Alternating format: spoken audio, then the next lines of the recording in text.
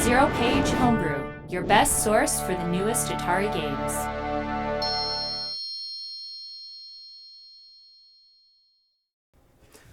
Welcome to ZeroPage Homebrew, your best source for the newest Atari games, and we have a very special show today. Because today's April 1st, but this is not a joke. This is for real. This is AtariAge's 25th anniversary event, so I'd like to welcome you to that. We've got a lot of stuff planned for today, including an interview with the man himself, Albert Yarusso, a tour of the AtariAge headquarters. We'll be watching a bunch of videos sent in by long-term members of the community, and maybe also a little sneak peek at some unannounced games coming out from AtariAge very soon, but you'll have to stay tuned for that. So, without further ado, let's not delay it any longer. I'd like to welcome to ZeroPage, and the reason why we're holding this 25th anniversary event, the person behind what we know and love as AtariAge. Please welcome Albert Yarusso. Welcome. Well, hi, James. Hey, hello, Albert. Everyone else watching? Congratulations on 25 years. Time has passed, as people saw by the picture in the intro.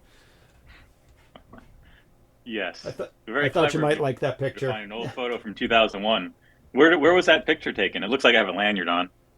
I think it was at some expo. I was digging through the archives of pictures. Not an expo that AtariAge had a booth at, but it's like E3 or something. Oh, yeah, that's probably even before. Well, I probably was at E3 in 2001. So yeah, so it was definitely at 2001. At least it was labeled that way. Yeah. Nice. So has it felt like 25 years? Man, it's absolutely crazy that so much time has passed. It's crazy that AtariAge has survived 25 years. I mean, it's just nuts, doing it that long. And watching, things change in the community and the retro gaming scene has just exploded over that time. Getting involved with homebrew publishing, which is not something we ever envisioned when we started AtariAge. It was just the database and the forums initially. And of course, being involved with Atari now too is not something I ever envisioned. What happened, and in the middle of all that, I ran an arcade for a year and a half. I didn't know 2010, that. 10, 11, oh, that's awesome. Here, Pinball's Arcade, the first one, helped open it, and then we busted our ass for like 60 hours a week for the first 6 months just to get it open and get everything running smooth because none of us knew what the hell we were doing. So that was fun. So that was a neat experience while still doing AtariAge at the time. Anyway, it's been quite the journey, and I've met so many people at shows, people from all over the world who've come to the U.S. Either to Las Vegas for the Classic Gaming Expo or Philly Classic, in the early 2000s. Cincy Classic went to, of course, Portland Retro Gaming Expo, Midwest Gaming Classic, and other shows that have come and gone over time. And this year, we're going to do 3 shows for the first time that I've done in a long time, and the first time for Atari too. So we're going to be doing the Austin show in addition to Milwaukee and Portland. So it's been quite the journey, just amazing. It's only because of when you do something for that long, it feels long, but it also feels short at the same time. It feels long when you think about all the stuff that you've done over the years, but it's also like, oh my God, it's 25 years. It's already happened. So today we're going to be discussing the past, the present, the future. We're going to take a tour of the AtariAge headquarters to see behind the curtain how things are done. And we've got, of course, the live chat, and people can ask questions about anything that they want, things that we're talking about, or things that they just want to know that we're not covering. But let's start with the very, very beginning, before AtariAge. Sure. So can you tell us about the Atari 2600 Nexus? And yes, that it started up in May 1998, and how did it come about? How did you get involved with that? And I'm going to put on the screen what the Atari 2600 Nexus looked like, the web page. This is from August 15th, 2000. Nice. So we have to go back. Oh, This kind of Nexus. Back in 1996, I was working for Looking Glass Technologies in Cambridge, Massachusetts, and I was working with Rex Bradford on British Open Championship Golf, which I'm sure is a title a lot of people have not heard of. No. And he happened to work at both Activision and Parker Brothers during the 2600's heyday, and he was making games for them. Like he programmed Empire Strikes Back and Jedi Arena, and then a bunch of prototypes too, including Lord of the Rings, the Star Wars Ewok Adventure, Right. Kabobber. Oh no, I don't think he did Ewok Adventure, but Kabobber and Thwacker, the prototypes that were Activision prototypes. Yeah. Anyway, that kind of got me, thinking about the 2600 again and Atari, and because I haven't done much with Atari since the 80s and then the early 90s with computers and stuff like that. So I started buying cartridges because we couldn't afford many when I was a kid, so we had maybe 10 to 20 games at most. And there were over 500 cartridges released just in the U.S. alone. So I was like, well, I'm going to buy these games that are cheap now and get all the games I could never play when I was a kid and then try them out. And of course, that leads to buying like complete systems or collections from people where you end up with duplicates. It's slowly morphed also into 5200 and 7000 and then other non-Atari systems to a point where I had a huge collection of hardware and software, and I still do. So then I moved to Austin in 97 when IDOS kindly shut down our Ion Storm or Looking Glass office in Austin after I moved there after the golf game. So at that point, I was in Austin. I'd been in Austin for a little bit, and I was still buying games. And eBay was a thing now, so it was a lot easier to find games on eBay. So I bought a bunch of games, box games a couple from Alex Bilstein. I didn't know the guy on eBay, and he was in Austin. And I said, "Hey, I'm here in Austin. I can pick these up locally," which is something I don't like when other people do that. So the fact that I did that, it's kind of a strange thing. But I guess 25 years ago, or even more than that, almost 30 years ago now, yeah, it was things different. were a little different. Yeah, Yes, you exactly. paid by check through eBay. I remember doing that. Oh, it's crazy. You pay with money. You had to go to the post office to get like cashier or money orders in the post office. That was really common back then. Yeah. Yeah. So anyway, we met. I went to his house. We met, and it turns out he had a big collection of box 2600 games, and that's when he told me he was running a website called the 2600 Nexus. So then I went when I got back home. I looked at it, started playing around with it, and then eventually. I offered, hey, I'd love to help you with the rarity guide that you're building.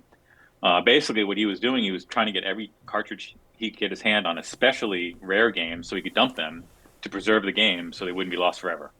Nice. And he had already managed to get his hands on some prototypes. I was able to help with that down the road, like with things like the Lord of the Rings and other prototypes we were able to get our hands on. And then, at some point we started talking about, hey, it'd be really cool if we did a website that covered not just the 2600, but other Atari systems, including computers. Put up a proper forum where people can discuss games instead of the www board. It was a really very primitive forum type thing back then. And so we were working on it all through 2000, and it really helped that I had a big collection because we were scanning labels and boxes and manuals and posters and catalogs and other stuff. And of course, acquiring whatever else we needed. Plus, other people in the community were helping us by sending us scans or photos of things that we didn't have, particularly rare items if we didn't have them. And then in April of 2001, everything was all set. We had a proper forum set up on the forum. It's like Ultimate Bulletin Board, which was a slow forum, but it written in Python or not Python, just some other scripting language. Perl. It was terribly slow, but it worked and it was a lot better. And again, the site launched just at 2600, 5200, and 7000 as far as the database goes. There was no store, and it was just that relatively rudimentary form. And people joined. A lot of people, of course, anyone from the 2600 Nexus. I got to be right back. Right you away. Keep talking. Okay, anyone from the Nexus, joined, and we were able to continue filling holes in the database with scans and everything else, especially once people could see what we had done and what kind of images we were looking for. And then later we added Jaguar and Lynx, and there were plans, of course, to keep it going. But then as time went on, I would, we added the store in order to help pay for expenses of running the site as the site grew, especially with a forum.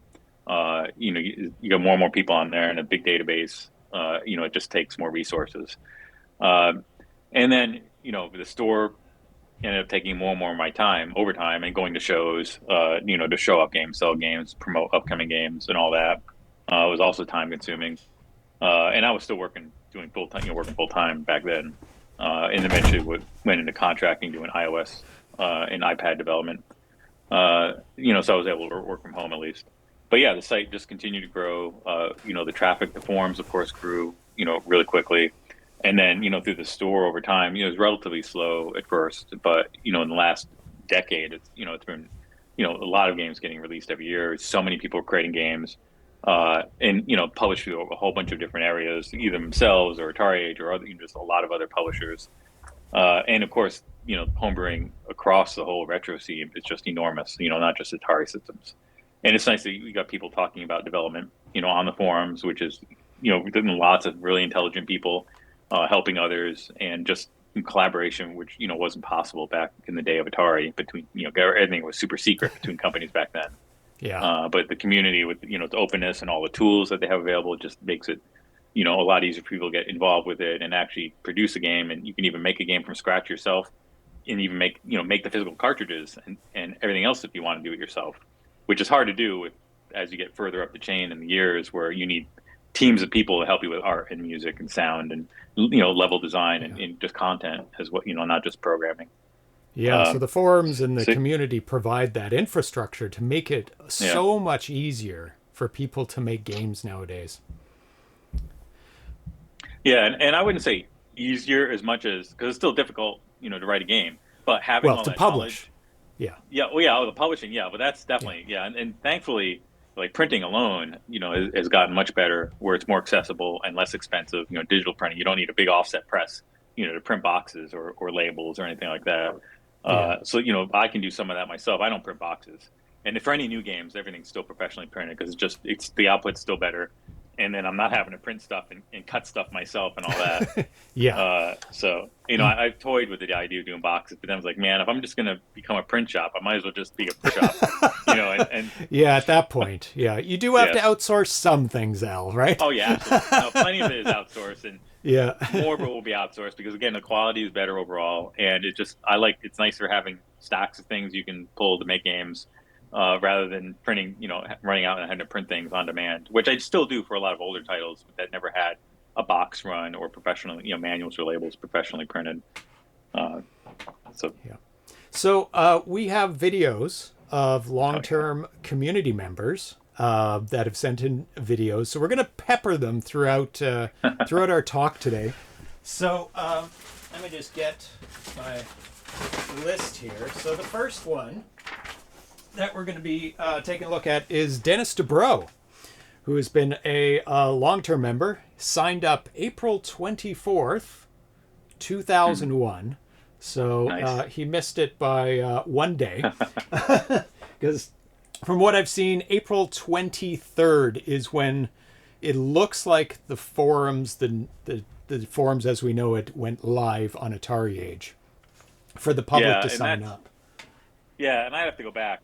It's I've tried to maintain all the every single post on the forum, not including stuff, like spammers or crap like that are on there. But so all the original posts should still be there. They don't always necessarily look as great as newer posts do, because it's gone through several migrations in that time. Like icons are missing at points, and it's hard to maintain absolutely everything. Yeah, but we've been Lynx. on the same form software now for over 20 years, which helps, but it's that earlier stuff that looks a little uglier. Yeah, so this is Dennis DeBro. 25th anniversary of AtariAge. You've gotten better. I've just aged. Oh, I can't hear the I remember audio. being on the forums back when it was the Atari Nexus, and wow, look at it now. Look, let's just keep it going, team. This has been great. It's been a great ride. I remember even back in, 99, 2000, when we were watching Stella at 20. Wow, look at it now. This is amazing. Happy 25th anniversary. Everyone, celebrate. because AtariAge is what we have made it. Albert, you've been a facilitator, and we appreciate everything that you've done. It wouldn't be where it is without you. Happy anniversary, Albert. So a lot of amazing comments. Thank you, have come Dennis. in. Yeah, he's awesome. And he also wrote something up.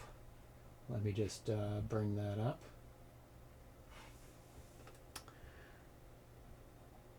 Where's Dennis's? There we go.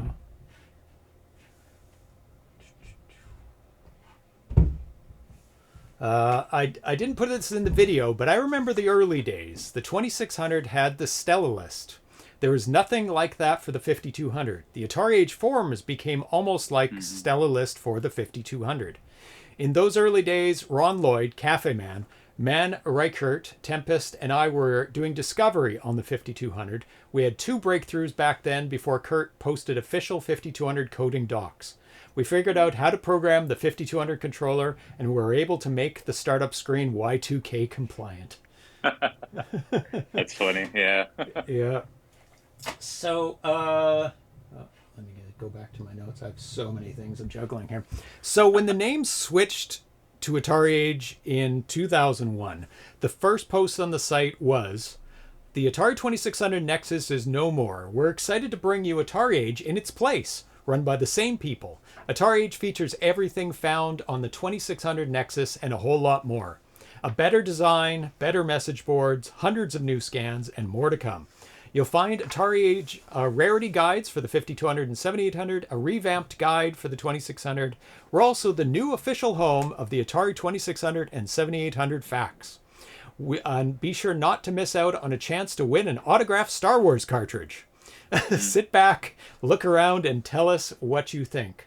So you touched on the reason for the name change. So changing from Atari 2600 Nexus to AtariAge, and that was to expand the scope beyond just the 2600. And also, I think I read somewhere that the AtariAge name was not an homage to the magazine AtariAge with a space in between it.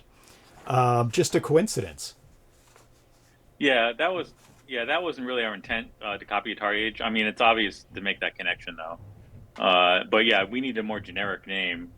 Not just 2600 Nexus or 5200 Nexus or anything like that. Oh my God, yeah. It's coming soon. So we chose AtariAge, and probably Alex came up with that name initially, and I thought it sounded great, so we just stuck with that. Yeah. So yeah, there's that's cool seeing those old. a shot of the very first archived.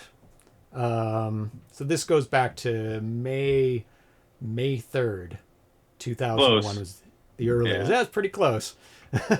But archive.org only has so many things. But it's really cool to take a look at, especially AtariAge is under construction. It'll be ready in early March. Yeah. Come back and visit when us. was that? When was that picture? Oh, it says March 2nd, 2001 right there. Well, early March wasn't 2nd. true. Yeah. No, things take longer than you're expected always, right? Yes. So it appears that a number of forum accounts were started April 21st, 22nd, 23rd. When you switched over from the forum software in the Atari 2600 Nexus to the AtariAge forum, did you have to start with a clean slate because of the differences between the two? www board or whatever. There were a lot of sites that were using that at the time. It would have been probably not worth the effort to try to bring those posts in. They really weren't organized very well. They're kind of nested. Yeah, someone could post a top level comment, and then you can see what the replies are after them. Right. I mean, you It's could a definitely do nightmare it. to navigate. We would have had to write code to actually convert that into the UBB board or whatever it was at the time. Yeah. So we decided it wasn't worth the headache. Plus, there were I don't even know if there were accounts or you just put your name in when you replied or how that worked as well. It's been so long since I've even looked at that. It's cool to see that though. Yeah. All the looking early looking at all the posts. names. Yeah. Yeah, some of them are familiar. Not many, Yep. but there's some. There's Glenn Saunders, Russ Perry Pitfall Jr. Harry, Yeah. Glenn Saunders. Yep. 146. Eric's Eric Eckhart Chad Stolberg. Hendrickson, Pitfall Harry. Yep. Yeah, yeah. So there's Editor. some names there. It's cool. Yeah. And it's been amazing that you NE146. Yeah. Yeah, that name as well. It's been amazing that you've been able to keep the new forum constantly upgrading for over 25 years. That's hard to migrate. Yeah, right now it's been on the same software for 20 years. We still have to update the forum, and they do have major versions to come out. And matter of fact, there's version 5.0 or 5.x that came out last year. So we're going to upgrade to that pretty soon, and that will look a lot different on the front page. But the rest, it still operates like a forum though, so it's not going to be significantly different beyond that. But Yeah. of course, it's always good to be up to date on that, and they're always adding more features to compete with social media. With forums, since Of the course. AtariAge forum has done pretty well, but there's definitely a lot of forums that have taken huge hits depending on the subject matter and what ends up gravitating to Facebook or other social media platforms. But for Yeah. development purposes, having a forum, I think, makes it a lot easier to do that and more structured than social media.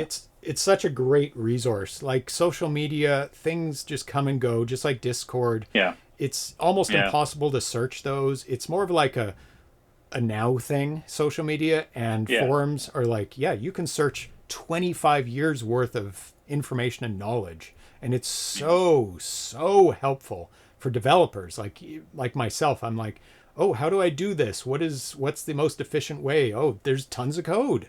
Just post it in the forums. yeah. Or Yeah, I look forward to that. I'm going to be in that boat soon because I've told a few people this recently. I'm going to start writing something this year. Nice. Probably something in Nice. the 700 with Yeah. 700 Basic, which is just amazing. Yeah. Mike Sarna and others have done such a tremendous job on 700 Basic to the point where it just looks like it's written in assembly. It's that good, Wow. and you wouldn't even know. So many developers are using it to make Yeah. incredible games.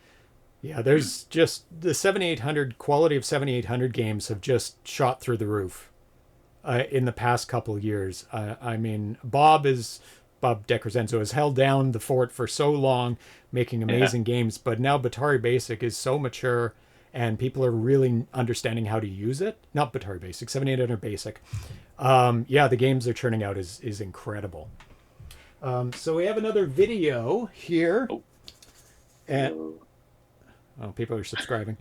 This is from Ron Lloyd, Cafeman, who also signed up April 23rd, 2001. Really early person. So let's take a look at that. If I can find the right one. Yeah, there we go. Congratulations, AtariAge. It's hard to believe 25 years have passed. I remember joining the AtariAge forums in 2001 when they first started up. I was still using a 56K modem with America Online connection, and the forums and the site were both a great resource for finding game information about Atari games, but also you could find the ROMs in those days. You could read about homebrew games and buy them. Now my focus early on was Atari 5200 oriented. A lot of people were much more interested in the 2600, and I was there too a little bit. And I remember people like Dennis DeBro, Dan Boris, and others offered a lot of helpful information how to develop for the 5200 and how to use DASM as an assembler language. People like Tempest were working on homebrews. Dutchman had a homebrew, and others. And the first three homebrews for the 5200, I remember it at the AtariAge site. It was around 2002. They were Castle Blast, Coffee Yellow Copter, and the Mean Hamster games. And early on, the forums at AtariAge were cross-pollinated by people from other sites like the Usenet, rec.games, .video, .classic. Especially there were a lot of digital press people that hung around too. And they had an active forum too. There was a great mix of 80s gaming fans, I was just gonna say that. developers, people with expert technical knowledge, and I think that really hasn't changed over the years. I think the first time I actually corresponded with Al Yarusso was after I wrote a feature for the Gaming Age website about homebrewing for the classic 80 consoles. and I used a picture or two without permission that were AtariAge's pictures. So he contacted me about that.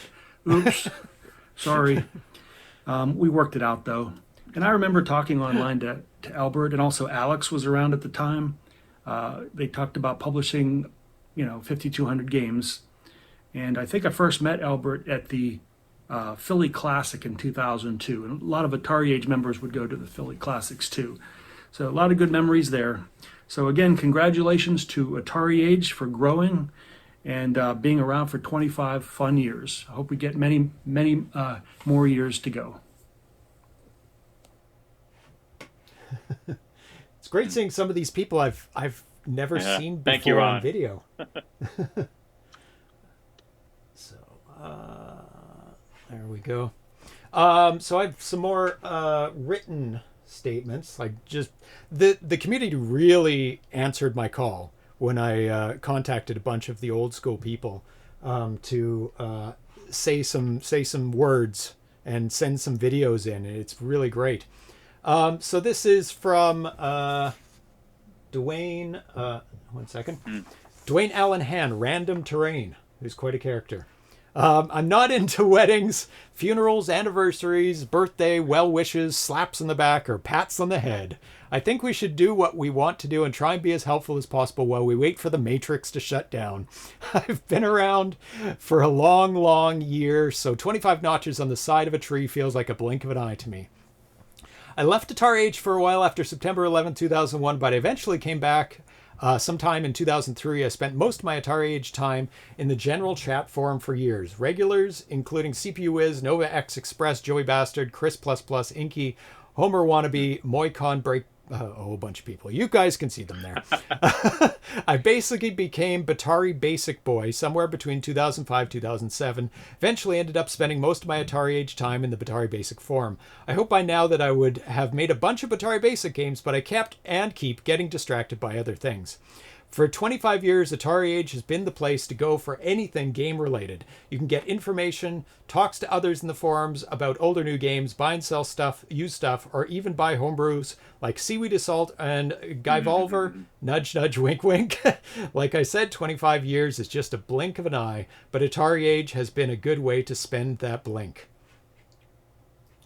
Yeah, really nice. So let's continue onward. Let's see. So let's talk about the store, the AtariAge store. The AtariAge online store opened December 13th, 2002. Unfortunately, archive.org doesn't go back that far to see what games were available, but the post says, AtariAge is proud to announce that we have launched the new online store where you can buy a variety of classic gaming hardware and software. Homebrew games and hacks for the Atari 2600 and 5200 make up a large portion of the items for sale, but we also have many shrink-wrap titles for various systems, collecting supplies, books, and more. Do you remember what the state of the titles of the store were at that point? Were a majority of them branded as AtariAge, or were you stocking games more on behalf of developers then? It was a bit of a mix initially. For instance, we had like Berserk Voice Enhanced from Mike Micah, and I'm pretty sure that was just a regular, the red Berserk label that we had for a long time. I don't even think AtariAge was on it back then. Some of their other games, especially earlier on, we were publishing some games from that were existing homebrewers, like Thomas Jens's Thrust Plus Platinum. Right. I don't remember which of Manuel Rochker's games were the earlier ones back then, like Colony 7, Crazy Balloon, and Starfire. What order those came out, but we ended up publishing those that had been previously published. So it's kind of a mix, and some were hacks. Warring Worms was another one. By Brian not Brian, I'm trying to remember his name, but he was in Austin too, so I got to meet him in person, which was pretty cool.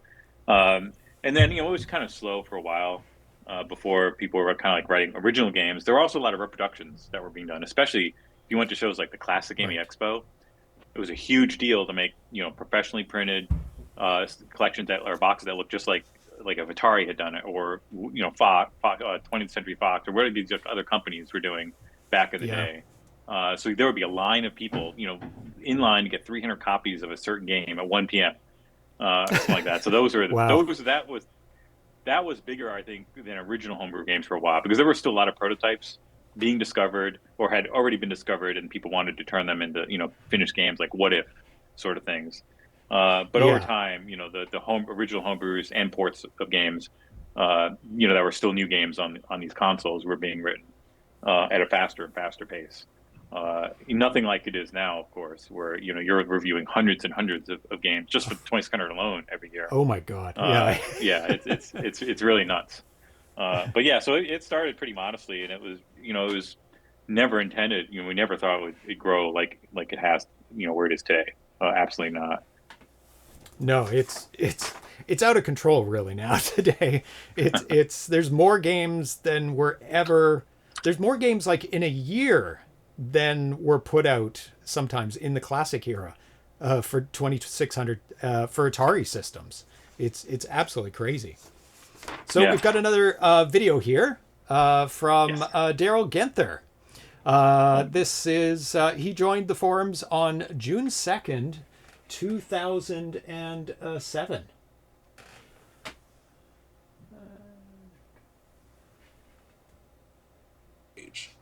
I believe I became active in the AtariAge community around 2016. And it started with small graphic hacks in an attempt to make some of my 8-bit 5200 games look more like I wish they had back in the day. And I remember that Playsoft noticed some of my attempts, and he helped me to change things that I never would have been able to on my own, like collisions, tweaks, color updates. And one of those hacks in particular was Donkey Kong. And it got a lot of positive support from the community, which was great. But if that wasn't enough, Landon Dyer, the original programmer of the game, popped in to show some support, and that was a real rush. Later, I worked on some graphics and sound for some homebrew titles, like Biscuits in Hell, and none of this would have been possible without AtariAge. So that's part of my experience. But in 2020, when I decided to give 7800 Basic a try, the community was so supportive, and it was a great experience. I met ZeroPage Homebrew. I virtually met so many great people on the forum, and that's about the time that Al reached out to me to see if I was interested in having some of my work published by AtariAge, and that was such an honor. I was then even introduced to more great people, but being involved in the community also led me to Portland for PRGE, where I've been able to meet many of the people in person from the community. And that's where I was able to meet Al and April in person, and they're both great. I was able to see a sample of all the work, or some of the work, that goes into keeping this community going, and it's staggering. It's a lot, and very much appreciated. After attending PRGE, it dawned on me that I had experienced AtariAge long before I was active in the community. So back in 2002, I attended a video game expo show down in downtown Las Vegas, and I was surprised to see a booth that was selling new games for my beloved 5200. And after I attended PRGE, I thought there was something familiar about those Commodore monitors. So I looked back at my old pictures, and I found some pictures from 2002, and sure enough, it was AtariAge. So I thought this would be a perfect time to kind of share a little bit of history of AtariAge that I'd captured. So let me see what I got here. There is somebody playing Super Pac-Man or Castle Blast on the Atari 5200 with the stacked Commodore monitors. And here is 7800 Clax with somebody in an AtariAge t-shirt. So Love the signs. I thought that was pretty cool. And then, after some more time, it dawned on me that back, I don't even know when, AtariAge was at a local show here in Ohio, in Cleveland, Ohio area, and that's where I bought my first AtariAge game, the Pac-Man collection. So that's my experience with AtariAge, and thanks again. Congratulations on 25 years, and here's to 25 years more or more. Thanks. So yeah, it's great to hear that I was kind waiting of for somebody memory. to say that. Yeah. Oh, the 25 more, or yeah. Yeah, 25 more. Yeah, I should still be around. You should still be around for I hope 25 I'm still more. around. Yeah, I'll still be around. I hope. I don't know what doing this. Who knows? But I don't think it'll be 25 Yeah. years to this point. So yeah, I'm not counting it out. Here's another written. Clint Thompson signed up February 3rd, 2002 to the forums. AtariAge is jam-packed with invaluable history resources and is hands down the quintessential community for Atari fans from around the world. If you ever looked up something Atari related, you're guaranteed to find yourself on AtariAge. Thanks, Al, for giving us all a home to share our favorite hobby together. Thank you, Clint. Yeah. So I reached out to Alex Bilstein, the co-founder of AtariAge and Atari 2600 Nexus, for the 25th anniversary, but unfortunately he didn't answer back. He's busy or didn't get it in time. It looks like he posted regularly on the forums till about February 19th, 2004.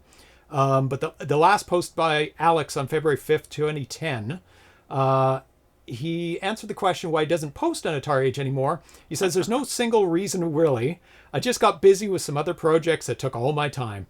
It's been 100% Albert for years now. I'm glad he's kept the site thriving.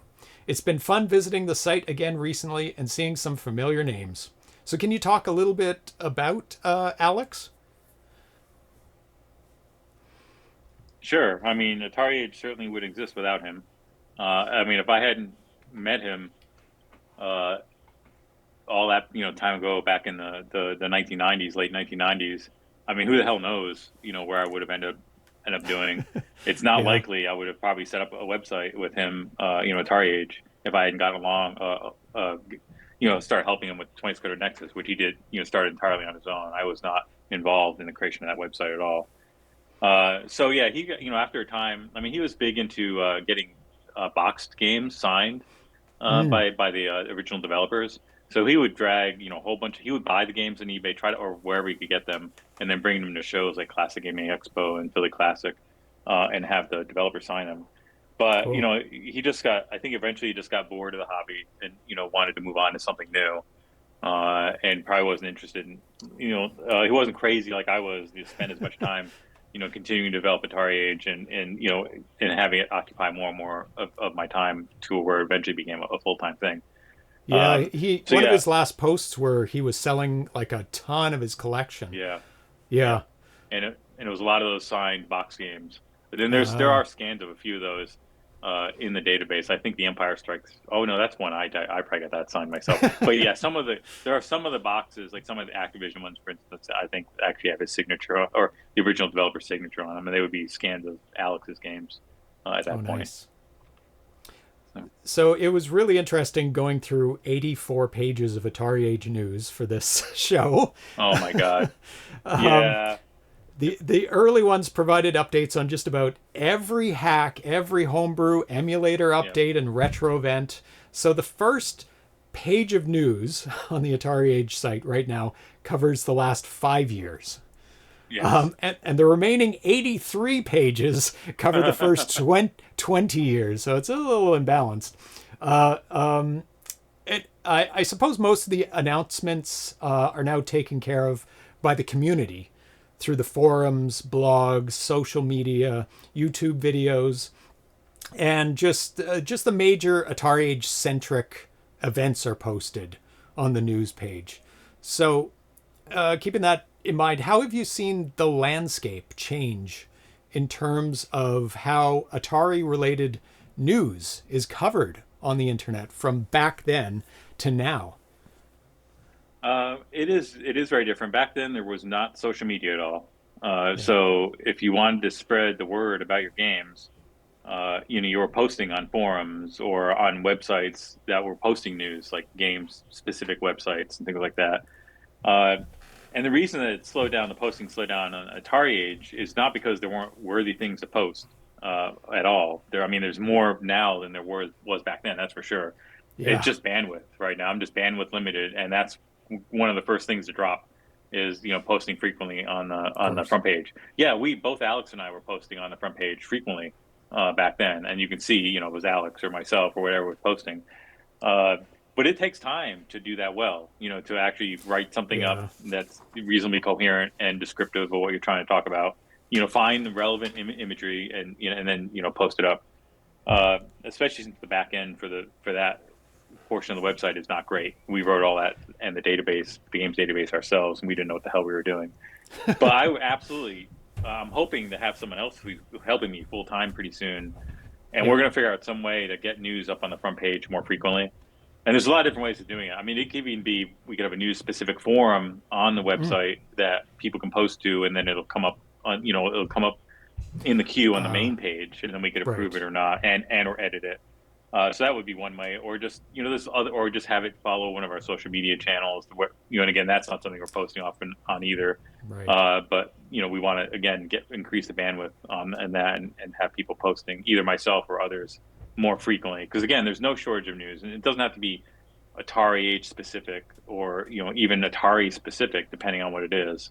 There's so many interesting things that people would like to see, or would be interesting for people to see, that they might not otherwise. Of course, social media, a lot of people independently now can just post and promote their projects and their games, their hardware, shows, whatever, on all the different social media platforms, which are seen, that have a really wide audience, versus, someone who might just go to AtariAge or go into the forums to see something. So that sort of thing is definitely worthwhile to do for people, of course. But, I do want to have, more interesting things on the front page of AtariAge, just to draw attention, projects and news that we think, people would appreciate learning about, or that we appreciate and want to promote. Yeah. So I've got another video here from Carrie Caxonen, who's Carrie on the forums. He signed up August 13th, 2002. Guys, my name is Karri Kaksonen. I'm from Finland, and I have been an Atari Lynx enthusiast since the console came out. At the early times, you were not able to make homebrew games there at all, but then there was a guy called Bastian Schick and Lars Baumstark who actually cracked the encryption by making a Trojan horse. And they published a small card called Simis. And here is the Simis. I wonder if you can see it. Okay. So the actual game is a combination game of 5 different small games. But in addition to those small games, it also has a downloader, which means that you putting a Comlinks cable in here, you can actually bypass the encryption and download your code directly into the Lynx unit itself. And it was kind of an eye-opener. And, at that time, homebrews were very, very rare. But then a few years later, so I figure out there's been quite a lot of homebrews nowadays, as you can probably see. So the AtariAge has been a very valuable resource for all the people who want to hack into things or make something fun out of it. So now we have all kind of compilers already, like Lynx as CC65. Then there is a lot of sprite encoding tools. There is different kind of chip music players. There is all kind of communication protocols that have been debugged and created. Because this Lynx is a multi-computer thing. You can have up to 16 Lynxes chained, and you can play together the same game, and you can share it. And there are really nice games out there that are comlinksable games, like for instance, this one, Championship Rally by Songbird. And then there is all kind of other nice things too. Some little bit rarer games like Link Reloaded. You probably even haven't heard of it because nobody has it. Alpine games and so on. But the main point about AtariAge is that it has been some kind of a Facebook for developers, which means that you can meet the developers online, talk about ideas, share code, do all that kind of things, and it accelerates things. Like this is more like a knowledge-based society. Like who the people has the knowledge, and then you can talk with them, and then kind of you are sparring each other in order to make as good games as possible. So Atari Lynx is kind of a Facebook really for us, and if that would vanish, it would be a terrible thing for the homebrew community. So only I just wanted to say that happy birthday, and I hope this AtariAge will continue for as many years as it's old already now. Bye-bye. Yes. Such awesome comments from everyone. Yes, that was great. Thank you very much. I love it. Yeah, I like the diversity of the people that are sending in the videos too, because everybody sees it from a different angle, a different sub community, right?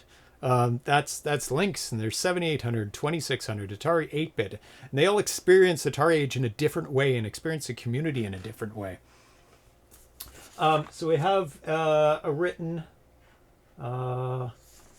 statement from Mitch Orman. Mitch signed up April 21st, 2001. All these guys are like super early. I tried to get really early people who've been there for like all 25 years of AtariAge. 25 years at AtariAge. It's hard to believe it's been that long. Sometimes it feels like yesterday that I was posting on the Atari 2600 Nexus.com forum. Out of the Atari 2600 Nexus came AtariAge. Same Atari goodness, but for more Atari systems. And here we are 25 years later, still talking about and playing Atari games. We have had some highs and lows over the years, some epic prototype finds, even more epic April Fool's Day pranks. This is not one of them, by the way. It's real. We have lost some regular members over the years, RIP, and had a lot of new ones. A few years later, when the AtariAge store showed up, suddenly there was a central place to buy new Atari games. It was almost like being back in the 80s. When AtariAge was bought by Atari a couple of years ago, there was some fear that things would change. Fortunately, the change has been minimal, and we continue to enjoy classic games and the camaraderie that comes with it. Looking forward to another 25 years at AtariAge. That is awesome. So, alongside the AtariAge forums, the Stella mailing list was still going strong, it seems, up to like 2003. So, do you remember what online resources were like that back then in the early 2000s for Atari systems and Atari game development?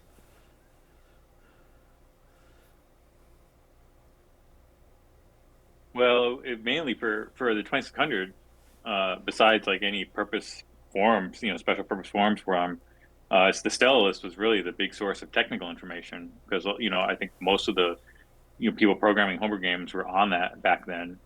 Yeah. And there were archives also, and I think we were hosting archives for a while. I don't recall exactly what happened with them. But I think eventually most people, ultimately migrated to the forum and then later on social media as well. So that kind of died out. But yeah, it was absolutely a phenomenal resource. And then, there were probably mailing lists for other platforms at the time. I mean, I'm sure there were. And Usenet groups are still, they weren't as popular, but they were still a thing. Like comp.sys.atari.8bit and, all these other, groups. And, I was big into the news groups back then. And that was, where you would have technical discussions until forums came along. So yeah, if there were other resources similar to Stella's list, that were, being used by developers, and for other platforms, I'm not aware of them because I was focused mostly on Atari stuff back then. And I was well aware of the Stella list, of course. But yeah, I mean, obviously the organizational wise, it's nice having a central place where all the threads, you can go into a thread, see any new posts, download any files you need to download, send private messages directly to people. Of course, you could send email, to people who are posting on a Usenet and mailing list as well. But I think it's just a natural evolution of, how we're exchanging information, going from, messages, that just come in one at a time versus post where you can just go browse everything much more easily than a mailing list. Yeah, a mailing list is a bit disorganized. It's sort of like social media. It's like an immediate thing, and it's a little difficult to go back in time. So the forum is a nice balance between everything, searchable and infinite. Like it just stays forever. Go ahead. Do you know? Organized by topics. So you can cover a lot of different things, not just like 20-second programming, but you can get into many other things. Yeah. Like the photo I used for the intro. Do you remember what the first Retro Expo you had a booth at as AtariAge? And That's what a good year? question. It was probably the classic. Oh, shit, I don't know. It might have been the Classic Gaming Expo in 2002. Hmm. I went there in 2000. I think I went there in 2001, but just as an attendee. Yeah. And then 2002, and then there was also Philly Classic. I think 2003 or two. There are some archives on the website that have photos of some of Yeah, those earlier shows. it was hard to know like whether your like AtariAge was there or if you were just attending. Yeah, It was kind of a mix, yeah. yeah, we definitely. I'm pretty certain that we didn't have a booth in 2001. I think the first show that we had a booth at there for Classic Gaming Expo at least was 2002, which I think is where Daryl had those pictures of the monitors that were stacked up to 1702s. I Yeah. remember I had 8 of those monitors there, and there were 4 pairs of the monitors. This way, people could also watch from a little higher up, see the Oh, screen a like the little old easier with them arcade games stacked. with the Yeah. screens at the top. Yes, yeah. Some of them had the screens up there in the marquee or above the marquee. Yeah. Yeah. So, of course, as time went on, I needed more unique systems because there were more and more games coming out. Yeah. So that was the only time I actually ever doubled up and had there were 2 displays displaying the same game.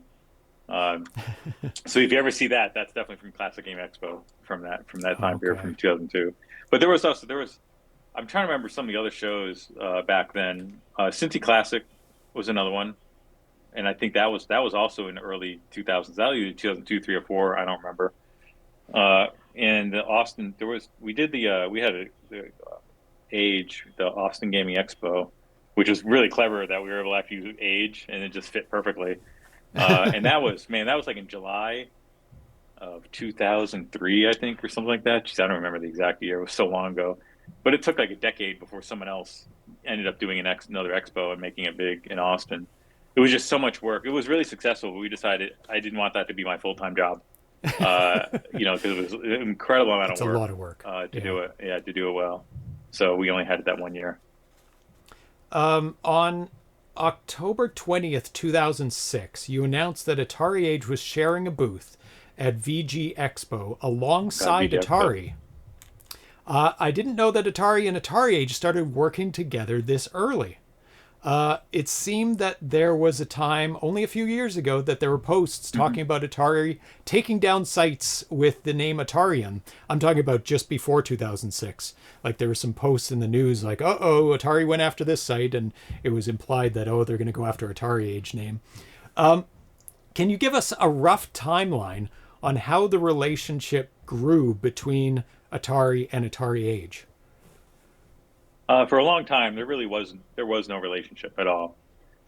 We were both kind of doing our own things. I was focused on AtariAge. Atari was doing whatever they were doing, which back then they were doing licensing Yeah. of products. They were publishing games like for modern consoles and PCs, and they had a lot of interesting titles like The Matrix and AD&D or D&D. They were publishing games for that, and just a lot of other really interesting titles.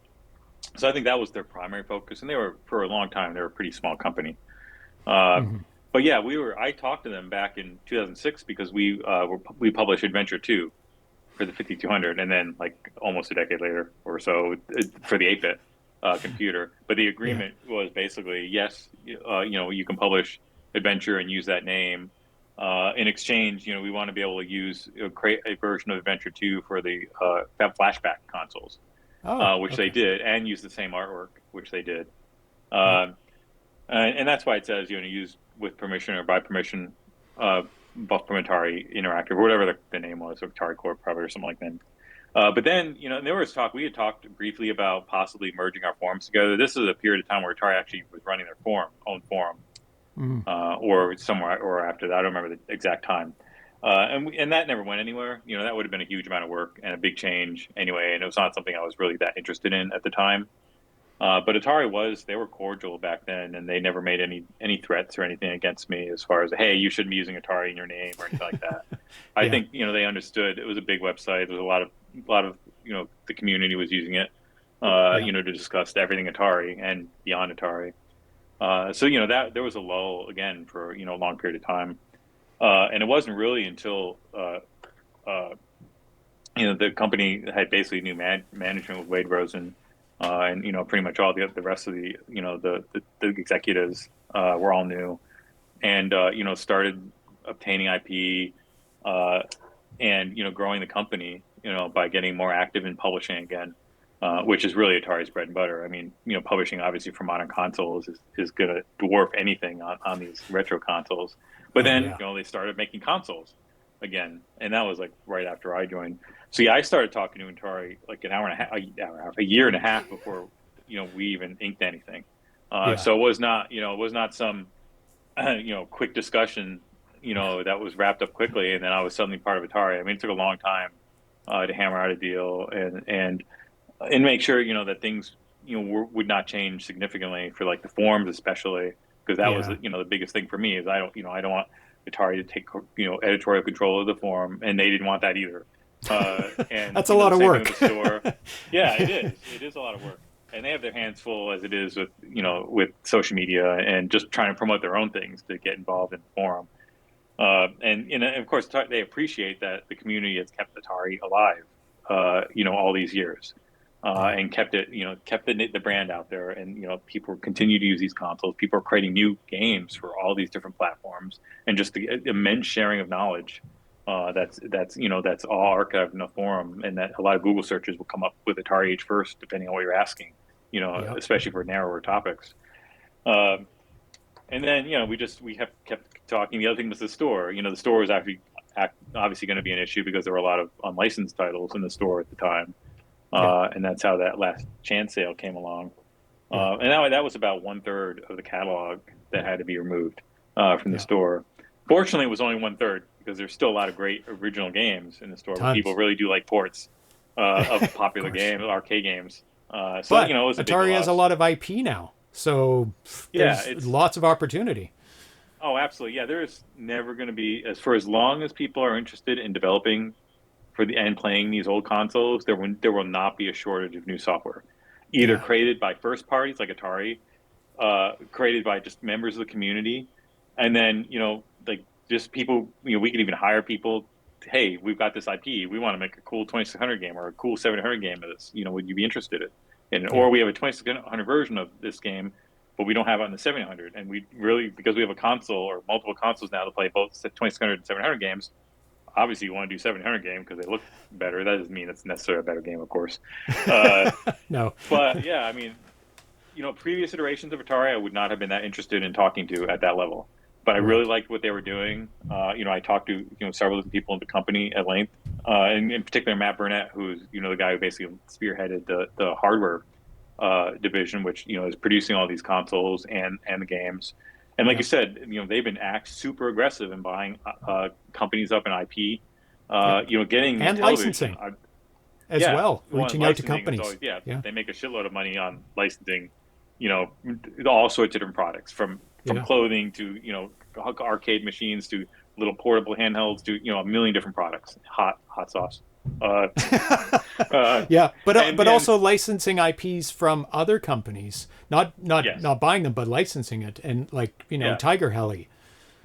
Yes, and that's more of a complicated relationship because that's PlayOn doing that. Yeah, PlayOn. I mean, they're still being sold by Atari under the Atari brand and all that, but PlayOn has been aggressive too about creating new games and hiring developers to do that, which is great, and they've got more games in the queue. And then of course Bob DiCrescenzo is now a full-time Atari employee, and he is the stuff he's doing right now is absolutely amazing. I'm watching this thread in AtariAge because no announcements were made at PAX East, and I'd love to be able to say something like, there's a lot of really fun stuff, hardware and software-wise, in the queue, stuff that will be coming out this year, but just not quite ready to announce all this stuff yet. And PAX is not really a big consumer show for buying retro gaming stuff. I mean, if you can make a cool announcement like, hey. If you could announce like, hey, we made a deal with Pac-Man, to sell Pac-Man console, obviously that's a big deal and would be appropriate for PAX. But there are a lot of new games coming, 2600, 700, and a lot of interesting hardware that's coming down the pike. And I'd love to be able to share more of that, but announcements will be coming for that stuff. It comes when it comes. Yeah. I mean, I have to keep my mouth shut on like 1,000 things too, because I'm on beta testing for Bob's stuff and tons of other people's stuff. But there's a lot of great games coming. Oh my God. Yeah, so you've seen some of Bob's new stuff. Yeah. Oh, it's good. He is being super productive, and it's going to be pretty remarkable to see these games hit the lights. Stuff that people would not have expected to. So it's going to be a lot of fun. But I mean, it's been great working with Atari. I mean, they've they have not interfered in any way or tried to change the way the store operates or the forums are operated. And they've been more active recently. We've had 2 sales in the store in the last few months. With a collection of games that are related in some different theme, like 2-player head-to-head games, and just recently like the Knights and Castles and thing promotion, which was a whole bunch of 700 games. And some of the ones I showed, you haven't seen that yet, the video that you're going to play. But a lot of the like Night Guy in both Night Guy games and Wizard's Dungeon and 3 of the Dragons, the Dragons games, stuff like that, all that stuff. So made a ton of copies of those games in the last couple weeks to get out. But they are they're going to help me soon. We'll have a full-time employee hopefully helping me, which will take a lot off my plate as far as game production goes. And allow me to focus on things like improving the store, because I have so much stuff. I've got a long list of a lot of fun stuff I'm going to do with the store. Videos.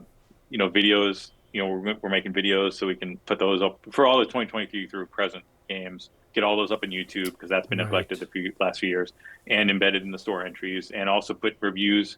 When people make video reviews of games, have all those in there. Get all the chevrons for all the game nominations and awards. Not just for ZPH, but the other Atari Awards show as well. What? Yeah, there's other ones.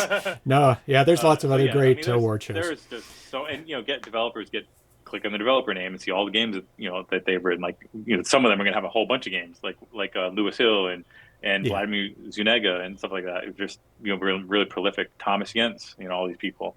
So if you like their games, you can go find others from them pretty easily. So I'm really excited about that, being able to not spend as much time building games and spend more time improving the store, improving the website, getting the forums updated. And, we're also talking about, doing stuff, to get the best way to improve the AtariAge database, because we want to basically make that an enormous database of homebrew games too, get all the homebrew games in there.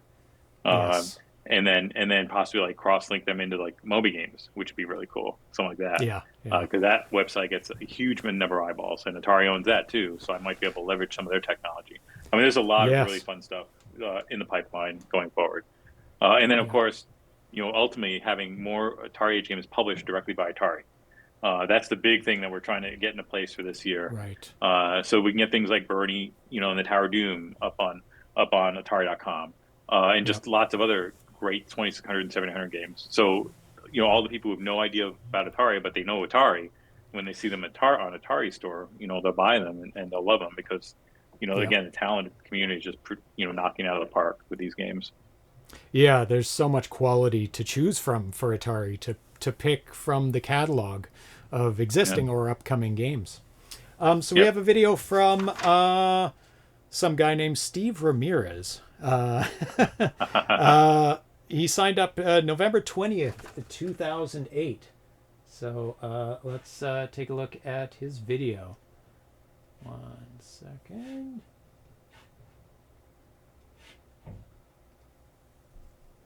Congratulations on your AtariAge silver anniversary, Al. Wow, 25 years. While I've only been around for 18 of them, I have to say that AtariAge has become a larger and larger part of my life throughout the years. It's given me the opportunity to make many new friends, and I've actually been able to meet several of them throughout the various gaming expos. And like everyone else, I've also got several memories that go along with the years. But my most cherished memory has to do with receiving that initial order of homebrew games. The day those games arrived and I was able to open up that box, it was a true Ratatouille moment. I was instantly transported back to 10-year-old me. So I want to thank you for helping to unlock the 10-year-old in me. Another great memory I have has to do with playing in the Space Rocks tournament at the Classic Gaming Expo in Austin 2015. Not only was it a thrill to play in the tournament, but I got to meet Darryl Spice Jr. and Bob DeCrescenzo. Who could ask for more than that? Wow, 25 years. Again, that's quite an accomplishment.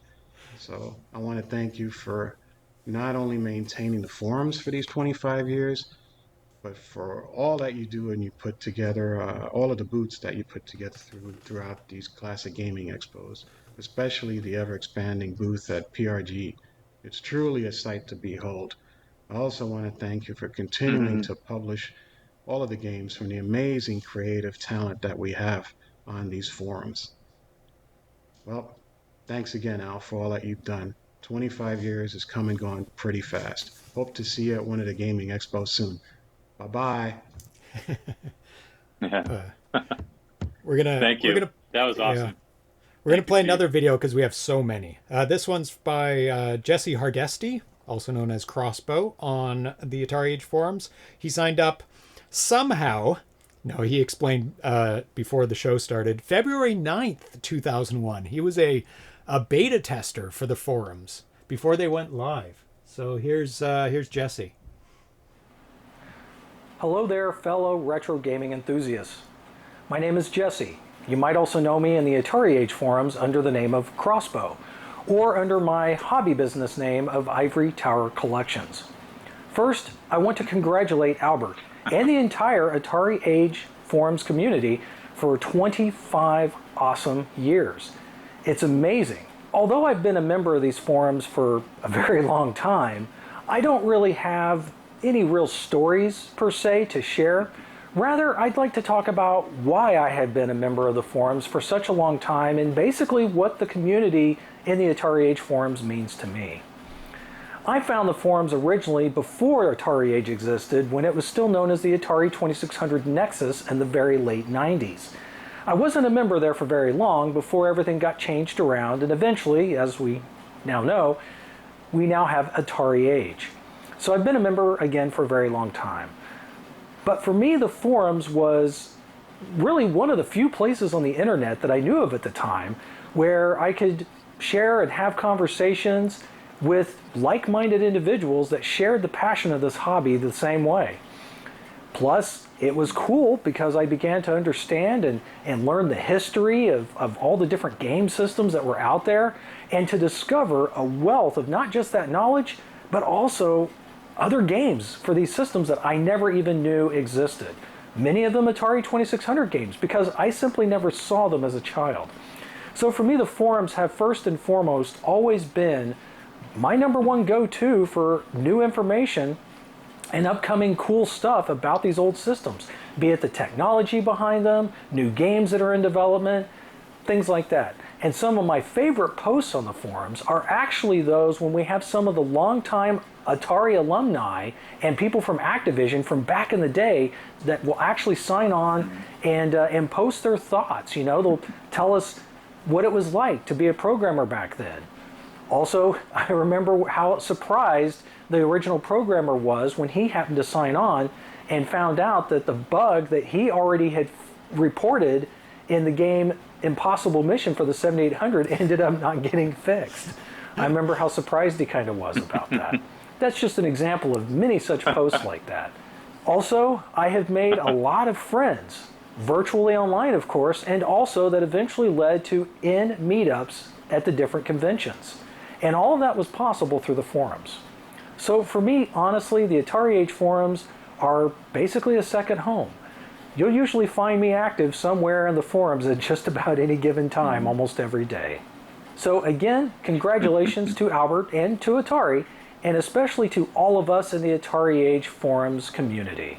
It's been awesome, and I hope to be able to be with you guys and to enjoy and read up on a lot more posts in the future.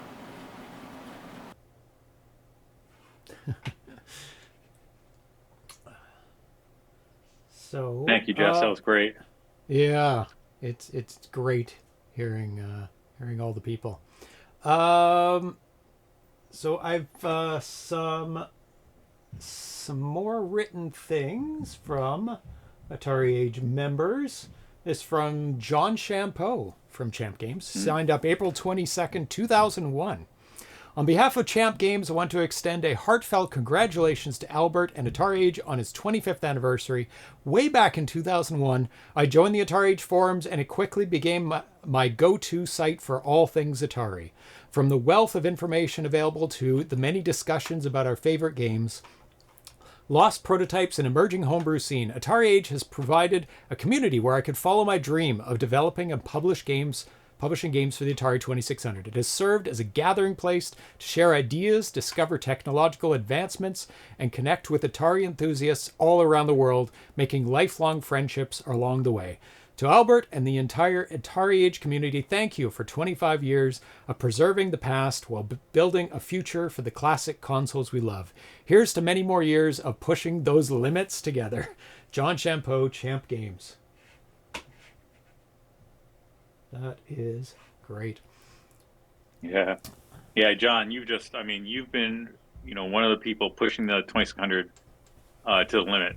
There are games that I thought were impossible to do on the 2600, and those goalposts kept moving every time you put a new game out. It's like, well, there's another domino that's fallen.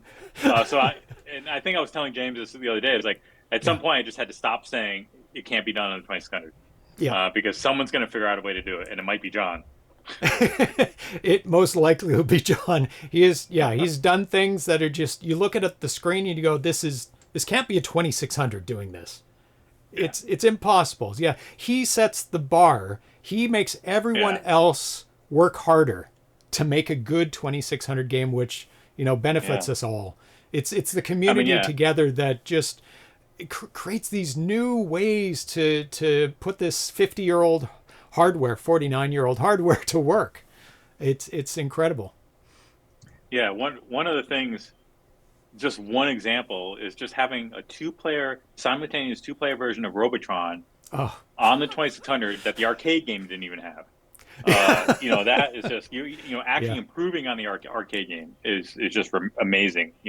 Happening on a 2600. Oh yeah, and then Turbo as well, full screen, 60 frames a second. Galaga. It's endless. Every single game he puts out. Mappy. Yeah, there's no loser in any of those at all. Oh no. So looking through the news updates on the AtariAge site, there's so many websites referenced that have come and gone, and that just don't exist anymore, which is kind of sad that those resources, that information is gone. What things do you think that you can attribute to AtariAge's longevity? What has kept it going besides yourself? Because obviously, if you didn't do it, it would disappear as well. But what keeps it going all these years where others have just fallen off?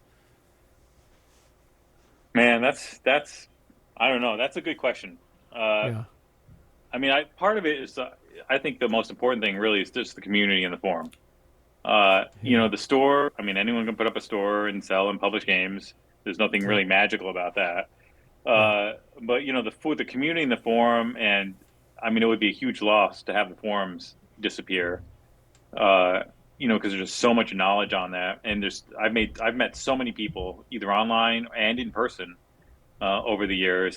There's so many wonderful people, so many knowledgeable people making incredible hardware and software across all these different computers and consoles. I just really enjoy it. I get only read a certain percentage of posts on the forum because there's so many posts every day. But there's so many great threads on, pretty much every topic related to Atari and other consoles. We won't get into the off-topic forums as much. But I think that, and then also just having involvement in publishing games. For me, it's really, I really enjoy the process of working with the developers, trying their games out, offering encouragement and suggestions, and then, working to develop the packaging. That's magical. We were actually able to produce the game in physical form in a very similar format that Atari and other companies did back in the day. And again, that wouldn't have been possible 30 years ago, because printing would have been just, really expensive, because to do offset printing, you need to really do large numbers to get it to be economical. You're not going to print 5,000. Yeah, you're not going to print 5,000 boxes for a 5,200 game. I'm sorry, 5,200 enthusiasts, but even 2,600 games. That's but tons. Digital printing is really what flipped flipped that around, so it made it economical to do so. And even things like circuit boards and cartridge shells, because cartridge shells are really expensive because you have to get a mold made for it, and it can take a lot of time and money to do that. But that's come down as well. That's still probably the most expensive individual thing. Between just the amazing community, and I think it helps to go to the shows and actually meet people as well. I've met so many developers. People have come all the way from Australia to come to the shows, or Portland. People from Europe, and on South America even. I mean, and of course Canada and other countries. It's really amazing to see people, their enthusiasm. They're willing to spend that much money and time to come all the way out to the U.S. Yeah.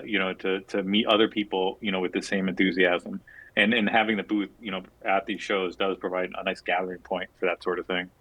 It does. It's so much fun going to the events and seeing people in person that before that they were just a name on the screen. Yeah. And now you can hear their voice when you're typing to them and answering things and know the personality behind the name. It's such a great thing to have a real community to meet all these people. And you've been really instrumental in that, in the last 8 years now, because you're doing so many live streams, you talk to so many people, you're playing their games to bring more attention to them, and you go to shows and you record, all the different booths, and you talk to people, you interview people, and this all goes up on YouTube for other people to discover. I mean, I think that's been a really big help, in the last decade. So, Well, and you. I know how much time you put into it. It's not a trivial thing at all. This I really appreciate that. my unpaid full-time job in my retirement. Yeah. I'm glad you enjoy it. I mean, it's really wonderful. Oh, it's so much fun. Yeah, I saw that gap that, it was all out there. The games were out there, developers were out there, but I didn't see them getting the exposure in like video form, like people playing their games, like playing all the games, not just like Halo 2600, which had, a big buzz behind it, but like, the average everyday developer. And I wanted to contribute that to the community and do it at a professional level. Yeah, I mean, I think that what you're doing by playing all these games, I mean, you're giving great live feedback to people, and seeing their games, they can watch, like, oh, that's something I need to fix, or oh, that's a great idea, or in validation, oh, they really love this, I'm glad I did that. That type of feedback, and where you go back and play a game, if once they make significant improvements, and then the final version comes out too. That's a lot of people. There's so many releases, and you try to play them all, or you do play I try. them all. I try. So it's that's really commendable, and it is a huge motivating factor, I'm sure, for a lot of people to have you play their games. Yeah, I think I've risen some games from the grave over the years that maybe got forgotten, and the developer stopped halfway through, and it's like a work in progress. And I mean, Thomas Jentzsch's games, some of them that were left for like literally 20 years. It's a lot of fun, and having the developers live in the chat, watching live. And one time even somebody fixed a bug while we're playing, sent me the new version. I played the new version and validated that the bug was fixed. It's absolutely amazing. Awesome. Yeah, it's just so much fun. It's really funny because back in the day, like in the 80s, if you had to do that, you'd have to make a new cartridge. You'd have to program an EEPROM, solder it to a board, FedEx it overnight, and then your stream would be 48 hours going, by that point. We got the new cartridge. That's right. And you'd have to do it at a local community television station or something, right? Oh my God, that's right. It wouldn't be internet. That's right. Yep. And film the television, CRT, and sync things up. Yeah, it'd be crazy. Robot City, that was the one that he hadn't worked on for like 14, 15 years, and now it's in a box. Yeah, it's awesome. Yeah. So some pretty big events have happened in the past 5 years for AtariAge, with the Last Chance sale, Atari buying AtariAge, ton of new Atari branded consoles coming out. What has it been like for you in the past couple of years? And do you have to pinch yourself sometimes that you've gone from buying an Atari as a kid, Atari 800 XL, I think I read was the one you saved up for and bought, and now working for Atari, working alongside Atari, I would say more so. Yeah, I absolutely never would have imagined that, going back 25 years or even further, when I was a kid or anything like that. Yeah. Like when I was working professionally in the game industry, Atari wasn't really, that's like, well, it's not a company you really would aspire to work for them because they weren't doing anything terribly interesting during that time period, like in the early days of AtariAge. And I was in the modern game industry, so like I wanted to work for Origin. Of And course. so I moved to Yeah. Austin in their Austin office. And then while working on Deus Ex for Ironstorm, EA killed Origin. And a lot of the people I was working with were ex-Origin employees. So that hit hard for our crew. And then totally shattered my dreams of ever working for Origin Systems. And that was in the early days too. That's when AtariAge was just getting going as well. So fast forward to the future, yeah. I mean, it's been absolutely crazy. The past few years, I mean, you know, the whole last chance thing really sucked because that was a huge time sink. While also, you know, the store was still online, so you're attending to new orders and you know, we're plowing through the last chance stuff. And you know, we had the really big grind in the spring and early summer to get those games finished, and then the last massive batch of them out. But a lot of other things were neglected. Do that, including, you know, new games and getting them properly promoted and stuff like that, and just falling behind a lot of other things. So that's behind, and we were able to get new games in this, you know, a lot of new games in the store last year, which is great. And then start, you know, Atari actually paying attention and you know, promoting the games, and we'll get a lot more of that going forward. And yeah, the whole hardware, the fact that Atari is making new hardware that, you know, our games will work on, everyone else's games will work on. You know, you can buy brand new consoles, you can plug them into a TV easily, you can just use USB-C to power it, and they look absolutely beautiful. You know, compared to trying to hook up an old console now, anything RF based, any modern TVs, it just looks terrible. It doesn't work well. You may not even get a solid picture because scan line counts are not always even consistent on 2700 games. They don't always generate a perfect NTSC signal. And some of them are really not tolerant at all versus a CRT, which wouldn't really care that much until the screen started scrolling or rolling. So yeah, I mean, that's a great market for homebrew developers. You know, it's a much, you know, now you've got Atari promoting physical cartridge games and making new games, like you said, using, you know, homebrew developers, community developers to do them, and even having hired its first 2600/700 developers since the 80s. That's crazy. You know, is nuts. Yeah, the fact that we've come full circle. And it's really just the beginning as far as the fun stuff that Atari's working on. Yeah, it's like a reset 40 years later, right? Yeah. So, you know, Atari wants to promote, you know, those games. They want people to buy those consoles. They want people to buy the games, you know, so they're going to get more active in getting their audience, which is much, much, much, much larger in terms of their mailing list, and, you know, actually give attention to all these games. And then, like I mentioned earlier, being able to sell, you know, promote these games basically so they can be sold directly through Atari.com on their store, you know, in much, much larger quantities than I could ever do through AtariAge. But also AtariAge has partly been bandwidth limited as far as building games by hand. You can only do so much. You can only build them so quickly. So as we start producing them professionally, where, you know, I'll get complete boxes from the factory and, you know, can just send those out. Or they just go through Atari's 3PL where they're being, you know, sent out by, you know, in a warehouse. That sounds really impersonal, but we actually have a new company that's packaging and shipping games, and they're doing a much better job. And when we say we, I mean like Atari stuff. So you're not getting a damaged copy of Pac-Man, for instance. Atari definitely listened to that, and the guy Brian McDonald does all our e-commerce stuff, is very sensitive to that. So he spent a lot of time, you know, researching and talking to other companies. It's like, hey, can you actually, you know, take some care in packaging our games, not just throwing it in a box so it gets damaged by the time it gets to the other end. Rattling around in a box. For me. Yeah, and that's really critical for me. I would never have anyone outside of myself shipping games unless they do a decent job of packaging them, because it's extremely rare that, you know, I have to send out replacement games either because they got damaged or your packaging is second to none, Al. Like, it is so safe. And people could kick it down the street and you'd open it up and it'd be perfect. Well, along those lines, and it's really funny, a few days ago, somebody sent me an email about their copy of Penult that arrived. And he said, he sent me pictures and it got absolutely destroyed. The box of the game, the cartridge was broken. The Atari box that was in it was also broken. What? And it must have gotten run over by a forklift or a truck or something for that to have happened. I sent, you know, I'm going to get both of those back because I want to see the cartridge. The board might be okay, so I might be able to use that. And the Atari box is not okay, but the two, like the SpeakJet chip and the other socketed chip on there, do look fine in the photos. So I'll get to use those because that SpeakJet chip's expensive. But that's, unless something like catastrophic like that happens, it is really rare to actually, you know, where I hear from somebody like, hey, my game was damaged, you know, can you send me another or something like that.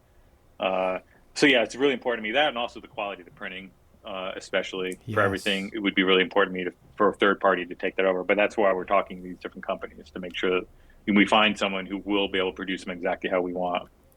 Right, consistently, and yes, and yeah, oh yeah, that's over, yes, yeah. So we have some more videos.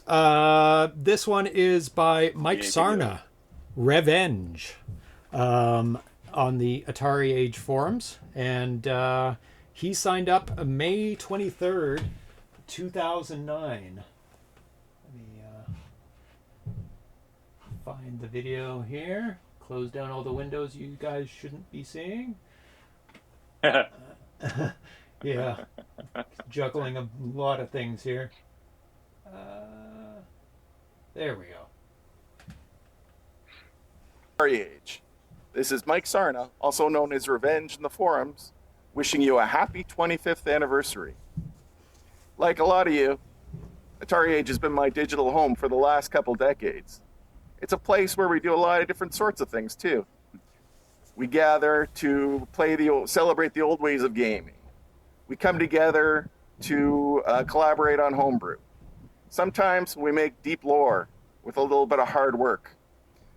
Lastly, we discuss things and have ideas and share without a whole lot of fighting going on. And I think in this day and age, that's pretty special. So if we didn't have an AtariAge, someone would have to invent one. In any case, happy birthday, dudes. Can't wait to see the next 25. We're gonna go to another video. Thank you, Mike. That was good. That was good. Bob DeCrescenzo, also known as Pac-Man Plus, Atari's first new employee making Atari 2600, 7800 games. Here he is. Hi, everyone. Bob here. First, I want to say congratulations, Al, and AtariAge in general, for 25 years. 25 years. 25 years of fun. I know. I joined in June of 2002, if I recall correctly, and it's just been a second family. Al's done an amazing job, and I'll never stop praising Al for the work he's done in these past 25 years, keeping the site alive, keeping everything going for everybody, being a source of a lot of fun. And it's meant, there's a lot of people that have come and gone, unfortunately. I think of a number of people off the top of my head who are unfortunately no longer with us. And I want to say hi to them too, in somehow, but I don't want to bring this down. This is about a celebration, and I am very, very grateful for Al and AtariAge in general, because everybody's been so kind. Everybody's been, it's like a second family, like I said before. It's a wonderful place. Gotten to know a lot of people here, and even some I've got to meet in person at various events, and it's a wonderful place. I mean, that's all I can. And you guys are. I know I've said this a number of times, and you guys are very, very kind. You of course, you meet some people, or some people join here that aren't that nice, but you can navigate through them, and it's people generally very helpful, very again kind, and I think this. 25 years, I still can't believe it's been 25 years. But yeah, I started, like I said, I started June of 2002. I was looking for just some information on the original Atari systems, that's 2600, which was, that was my main unit. And I came across this site, and this site has been a wealth of knowledge and a lot of help. I happened to see, everybody knows where the story goes, I happened to see somebody do a disassembly of 5200 version of Pac-Man, and I remembered that the code looked familiar to my Apple II days, and I just got involved, and that's how everything came to be. Thank you for such a long time. Thank you for putting up with me, and I hope for 25 years more, and then some. So congratulations. If I drank, I would raise a glass, but I don't. So take care, and I hope AtariAge just continues to be everything everybody wants it to be. Take care, everybody. Bob's such a great guy. Yeah, I mean, that's great. But I mean, Bob, you've been so instrumental in keeping the 700 alive, especially, in the earlier days of homebrew games. You were just pumping out one fantastic arcade port after another, and then doing really cool things like Casey Munchkin porting from the Odyssey 2, to make a great rendition on the 700, just stuff like that. I mean, you really helped push the bar on the 700, and now it's exploding, I think, as a result of that. Oh yeah. He really kept the 7800 alive in terms of development and pushing the bar. His games are just astounding, and his attention to detail, because of his love for the original arcade games, really shows in his work. Yeah. So we have a written submission. Nathan Strum. Who's that guy? December 3rd, 2002, he joined the forums. Congratulations, Albert, on AtariAge's 25th anniversary. It's hard to believe. I've been part of this hobby and community for most of that time, but AtariAge has been a unique haven for classic gamers, and unlike any other online forums I've encountered, the openness and inclusivity of members of this community has allowed countless people to not only enjoy classic gaming as a hobby, but find wish fulfillment in being able to create, contribute to, and publish games of their own. Thank you for your decades of hard work, continually striving to improve the quality of the presentation of games that AtariAge has published, and for being a conduit for developers to find an audience for their work. On a personal note, thank you for a friendship that is now stretched on for more than 2 decades, for connecting me with many of the developers it's been a privilege to work with, and for all the opportunities to contribute to this hobby in more ways than I can count. I hope you've continued success for many years to come, and of course, sandwiches. Nathan Strum, of course, an amazing graphic artist, both in pixel form and in box art and manuals, etc. Yeah, absolutely. I mean, he contributed to so many AtariAge releases, with his artwork, the packaging that he's created, pixel art. I mean, he's absolutely fantastic at working with developers, to make their games look good instead of just having programmer art in them. I would love to, if I do a 2600 game, I would absolutely love to have, Nathan working with me. That's a dream. Not just artwork, but giving his input as well. John's got him now all wrapped up. So John's games are all going to look fantastic. Busy. Yeah. Yeah, which is great. Yeah, so we're going to see more packages with Nathan's art and his in-game pixel art, etc. So yeah, I mean, it's great. I've been having you as a friend. We've got this long-running sandwich thread on it in the forums. That's the title of it anyway. But so that's where that comes from. So there's definitely pictures of sandwiches even. But just a long-running thread over the years. We've talked about many different things over time. So thank you, Nathan. Yeah, great guy too. A little camera shy, but great guy. Can never get an interview with him, but I've had him on the stream, so that's good enough once. So we've got a very special segment now. We're going to get a look behind the curtain at the AtariAge headquarters. It was filmed earlier today, so it's very fresh still. It's very current. So you'll hear Al's voice and my voice from the recording, but if anybody has any questions, we can stop it and answer questions in between or answer them after. So here is a tour of the AtariAge headquarters. Okay, Al, we're here at the AtariAge headquarters. Let's have a tour. All right, so everything is down in the basement. Sitting on so we're going to go down in the basement, and I do have all the lights on, so yes, it won't be like actually in the basement. So here we go. Close the door so no cats follow me down. Oh, but we want cats, don't we? That's true. There is one cat down here. I will share that with you. Oh, good. All right. Good. So, There's a there's basement cat. turn this light on. There we go. I didn't get all the lights. So the first thing you run into down here, besides all these boxes sitting on these shelves, these are all labels. Wow. Labels for pretty much all the games from probably the last 6 or 7 years. When we started getting them on rolls like this, they're actually sorted alphabetically by system. Nice. Except for the ones from last fall at PRG. Those are not sorted in here yet, and that's a lot of effort to do. So I'll wait until we get past Midwest Gaming Classic. But yeah, so there's two sets of labels in each of these bins. There's actually quite a few here. And, room for expansion on the bottom, although those ones on the bottom are going to be the hateful ones whenever I have to get those, if it gets to that, because it's just basically common ground. So anyway, it's a lot of labels. These are not all the labels, but these are all the ones that have been professionally printed and are a nice, glossy label stock. And then there's more that I print myself, and you'll see those later.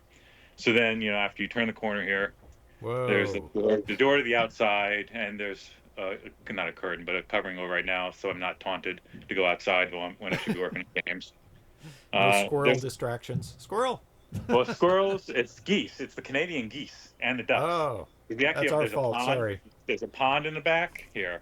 Just really briefly, there's a pond in the back, and they like to go out there in the pond.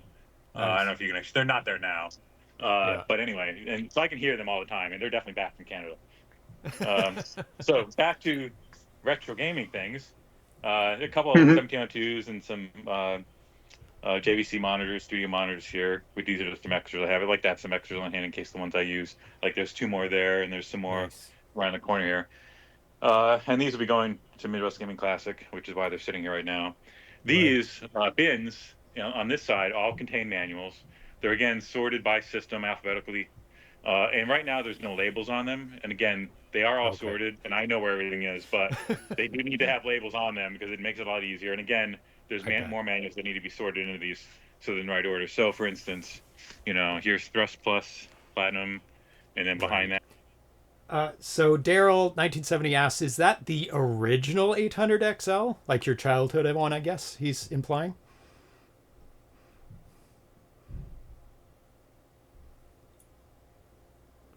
Oh. Al's watching the delayed feed, I think. Oh, sorry. I can actually talk. Yes, you can. No, that's not the original 800 XL. And that really breaks my heart that you brought that up. Oh no, Daryl, how could you? Ask about that again after the video. I have my childhood Commodore 64 sitting right there. And it still works. It would be heartbreaking not to have the original one. Yeah. Okay, we'll continue on with the video. Tower Rebel manuals, and then Toy Shop Trouble behind that. Nice. So I can get to them pretty quickly. So you have to be very organized with this amount of stuff. Yeah, exactly. This is not all the manuals. This is most of them. Though to the other side, look, more stuff, more shelving. Yeah. So there's more. Like the manuals for the very latest games, like here's Strikes on Bowling, are still sitting here, and these are all. So that a portion of the manuals are actually here at the house. We have a storage unit in town where the bulk of everything else is. Otherwise, there would be considerably more shelving than you see here. Jeez. And I wanted to avoid that, from Austin, not doing that again. So again, so those are all manuals. There's a lot of miscellaneous things in boxes all over the place. I mean, there's so much crap. It's just kind of insane. There's some You moved relatively recently. Go ahead. You moved relatively recently. So how does this compare to your organization at the old place, the old headquarters? At the old place, it was basically 3 rooms of the upstairs, and so it wasn't one big contiguous space. So it was more of a pain. There was one room that basically had a ton of shelving in it. There was another room where I did all the physical production and shipping, and then there was an office up there as well with computers and a bunch of other stuff, and printers. And there was stuff downstairs as well, like a big printer downstairs and other printers, and then the stuff in the storage unit that we had there too. So more. Like to hear some big EEPROM programmer or device programmers. Like that one could be 16. These are like professional grade industrial ones that were 25,000 new and made by a company in Japan. And I've got 2 of them. They were not that much when I bought them, but they're amazing. They're standalone. You can just program chips all day long with that, including through Jaguar chips, which are pretty big. These are a bunch of boxes for games that were boxed, but I pulled the game out because someone didn't want the box with it. So I go through these boxes first when I need to use boxes for games. There's a bunch of copies of the XOCE sitting here, and we're going to bring a bunch of these to Midwest Gaming Classic. So these are all ready to go, and the ones with bags are ready to ship too, right there. And then there's more boxes. There's tons of boxes. These are boxes that are glued. I'm going to check those. Okay. And there's some more Jaguar games. Boxes in various states, unglued, fully packed with the game. So it depends on, how many you want to batch together, I guess. Yeah. So these, like the newer ones, they weren't glued by the printer. So I've got to do these myself. And again, I usually only keep max 100 boxes at a time here at the house. So these also have to go through the EUs.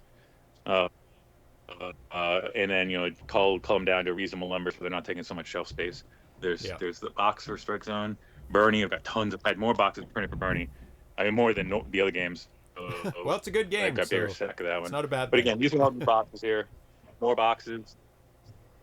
And then here's some carts that were ready to go out, shipping wise. Look at all the copies still stocking. Nice. And then they're in bags, so people, once they get the game, they're protected while they're shipping. I don't know if people leave them in those bags or not. And there's a bunch of shipping related stuff all around here. This is actually the shipping desk right here, kind of in the middle of the room. And in the window again, so I can look out and be teased that it's nice outside while I'm working. There's a nice Sony, I think it's a 24-inch TV that I usually with an Intellivision. The cartoon televisions I have that are AV modified, unfortunately, both of them do not work after they warm up. Which is a pain when you're trying to test like 50 copies of a Calibeth or something like that. So I actually ended up buying an Intellivision 2 from somebody locally and picking it up and then using that. And then I dug through the other room that we're not going to go through, where there's tons of stuff in boxes, including my classic game collection, which includes a lot of Intellivisions. So I had to find those too, so I could do additional testing. Here's some manuals for those games that were sitting there, and some others. These are all sorted, alphabetically, because it just makes it a lot easier. It's more of a pain to do up front when you're doing this, but it makes it a lot easier when you're still packing peanuts. Peanuts, yeah. I got this. That room that's on the other side. There's like 6 big bags of those peanuts, and I go through them pretty fast. Here's some box games ready to go out, including 1 million copies of Finalt, and I'm building another 20. Nice. Right now, and these are sitting here because I don't have the maps for them, the cloth maps. Right. Yeah, I see a lot of posts about maps. Right. Yes, it's a pain. The original run, we made 200 of those maps, and those have already been sold out. So I've got now another about 55 orders of Penalt that need to go out. In October, I ordered more maps, and I still don't have them. It's going on 5 months, and I heard back. I kept pestering the company about it, and apparently they had a hard time getting the same material that we used for the maps for the first run, which were really close to the Ultima maps. Like initially, they sent me a bunch of different cloth materials so I could evaluate them, and then I dug out my Ultima collection and looked at all my maps for that game, and then decided on material, and then they made the first run, no problem. But yeah, this second batch, they claim they finally did find some the material. And then they're actually in production, so I should have them in about 3 weeks. Well, that was 2 weeks ago. I should have them in about a week. So this is some more storage over here. Some of Atari's new systems. I don't have a Sprint yet. I do. I think that's an empty box. Hang on. There you go. Oh, empty. No, that's not empty. Is it open yet? Oh yeah, look at that. Oh, there you go. You do have a Sprint. It's in there. Yeah. So I do not. I need to get that set up because I do have the other one set up over in another area. Here's some boxes. These are actually in bags because they came back from PRG last year, and there's some more games in there. So not everything's organized. Some things are like in flux. There's some more. Oh yeah, those are 2 more Intellivisions, and there's 2 5200s there. I actually need to dig those out later so we can test some stuff on that. Yeah. That's all. There's a lot of shipping and or related some merchandise related stuff. Like these are bags used for the boxes right here. AtariAge stickers, Yeah. rental suit, party mail, Better. party mail express stickers, tons of little bags for things, CDs for games, Nice. which I don't know why we're still doing CDs, but we got a ton of them for different games. Just a lot of other. All the flash carts are over here, like 7,800 GDs and Jaguar nice. game drives and things like that. Yeah, the Jaguar game drives are in here, and then Lynx game drives and a bunch of other stuff, and miscellaneous things like shirts, Atari shirts and Right. hats. That's what a lot of this stuff is too. In All here. the non-game stuff. Yes, exactly. Non-cartridge. Yeah. And then, so I mentioned earlier that we have labels that are not in rolls, and they're in this filing cabinet. These are labels I print myself. Okay. And these are sorted alphabetically. So like the Adventure Plus. Or these are for older games that maybe don't sell as many per year? Well, what happened, it's really, and there's still a lot of stuff I need to remove from this. There's sorry, box. There's just a lot of the older games. Oh, okay. The volume was a lot lower generally for games, and we weren't printing a lot of games, the labels professionally. At first, we were just doing boxes, because boxes, very few people can print boxes at home. You need a good press that can run, the really thick card stock or chipboard stock. And then God, I really need to clean this up. There's so many games in here that just need to be pulled out, chunk out. Again, a lot of these are just older games. And you'll never get the volume worthwhile to print hundreds and hundreds of labels for them, but the big print that you'll see in a bit make it easy to print pretty high quality labels. Say easy because printers are never easy, but oh, man goes down. I wish we could have made that game or actually sold that game. Oh, I want one. I want a cartridge. I know, and and Nathan Strum did a great job on this, making a newspaper style label for it. And he had started working on the manual, but then we couldn't get a hold of Alex Herbert at all. Yeah. He had some kind of health issue, so it's unfortunate. Yeah. But the last version is very playable, so it's fine. Exactly. Yep. So those are labels, and then there's other stuff in there too. There's a dungeon map. I ran out of those a long time, I ran out of those a long time ago. I should reprint those. Nice. And I only have a couple that I somehow managed to save.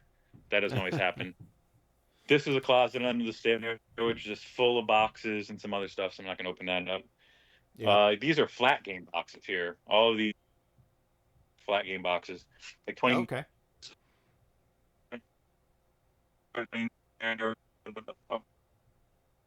And then carrying up. And then the last of the 2600 box, 5200 Atari 8-bit boxes in there. You can see Adventure 2 right there. And then these are the 7000 boxes, starting with 2048. And then there's Night Guide Capsules, and then ending with Wizard's Dungeon. And again, these are boxes that were printed 2 years ago, or by a company that actually glued them. So these are actually folded and glued from the printer, which is really nice. Yes, there's Drone Patrol. And there's the Night Guy. And another. Oh no, that's not Night Guy. Another Cat's Slide Boy. I do have that though here. Where'd you go? Oh, right here. Nope, that's Spies in Line 2. All these gray boxes. There it is. Yeah. There's Night Guy. Another castle. Nice. So again, very handy to be glued already. Yes, that's for sure. It cuts down on the time assembling. Correct. It's not a huge deal, but it definitely makes things easier. And then these boxes are a big pain in the neck, like any television boxes or boxes with an integrated card holder, which is the stuff on the right is. Because you have to glue, there's two pieces of glue, tape. We use tape first, so you have to kind of assemble that on the inside of the box. Then another tape strip goes in this edge here, and then you have to fold it. And it's just, it has to be as precise as you can make it, otherwise the box, won't be quite as flat as it should be, or things like that. And these are the same thing with these. These are Lynx games. They also have the integrated card holder. But they're a bit nice different to have those. It's really nice to have those card holders to get the cartridge out. But folding them, it's a whole different story. Yeah, and of all the elements of cartridge production, I don't really mind the taping and the folding of the boxes. I've had poor luck. Well, I've had poor luck in general with companies that do glue boxes with glue getting everywhere, and then having to toss, some number of substantial number of boxes. So I've avoided it. And with this company, we just did one box, and I said, okay, glue one box, and it was the Jaguar title. And I'll see how that goes. And they did a good job of the problems with the glue in that instance. It really was the only issue was maybe 1 in 100 boxes the glue like comes undone because they actually use glue and they don't use tape like we do. Because we used to use glue initially. I remember like Classic Game Fest, Philly Classic, and some of those old shows. Not Classic Game Fest, Classic Gaming Expo in Las Vegas. We'd basically have a glue or game assembly party in the room where a bunch of people would get together. I'd bring a whole bunch of heavy boxes like computer programming books and stuff like that. They're really heavy, and we'd have to glue them with glue without using too much glue, so you don't have excess glue leaking out and getting everywhere. And then they have to sit under a heavy object, for 5-10 minutes to help the glue set. So I literally got pictures of us with a hotel room with just tons of boxes, like for Thrust Plus, the yellow orange box, or orange box, and we're drinking beer and stuff like that while we're doing that. So here's a cart. This is a cart. I got two of these carts that have a bunch of game systems on them. In this case, 5200 and Jaguar, and then the Atari 8-bit computer. And the 8-bit computer, I've got the discs there for AWA. The Atari, the AWA Anthology, which the 8-bit version comes with a floppy disk. So cool. Here, I'm gonna put you down for a second. Here. It's all black in here. I know, that's right. Pull the disk out. There's a lot of stuff in here. All right, so here's the floppy disk, and we actually had the disc sleeves actually made and printed for these too, which is pretty cool. And then this label that's on here, I print on that printer, which is right there. And then there's a back side. So the first side is just assembly, and the second side is all the games in BASIC. I know you know this, of course. Yes. So I made another batch of those this week, and you can plug the 8-bit computer, 8-bit into the computer, like a real computer, and then it can act as a drive as far as the computer knows. So you load the disk image on the computer, and then you use one of the drives, which is connected. Like you have the computer and the drive connected at the same time to the Atari 8-bit. So as far as the Atari 8-bit goes, so the first thing you do is you boot like a disk copy program or something that lets you copy. And then you basically load another disk image on the computer, which will be the disk image of the AWA in this case, and then you just burn it. And the Atari, I'm sure you're familiar with the Atari 8-bit beeping noises it makes when it reads or writes disk.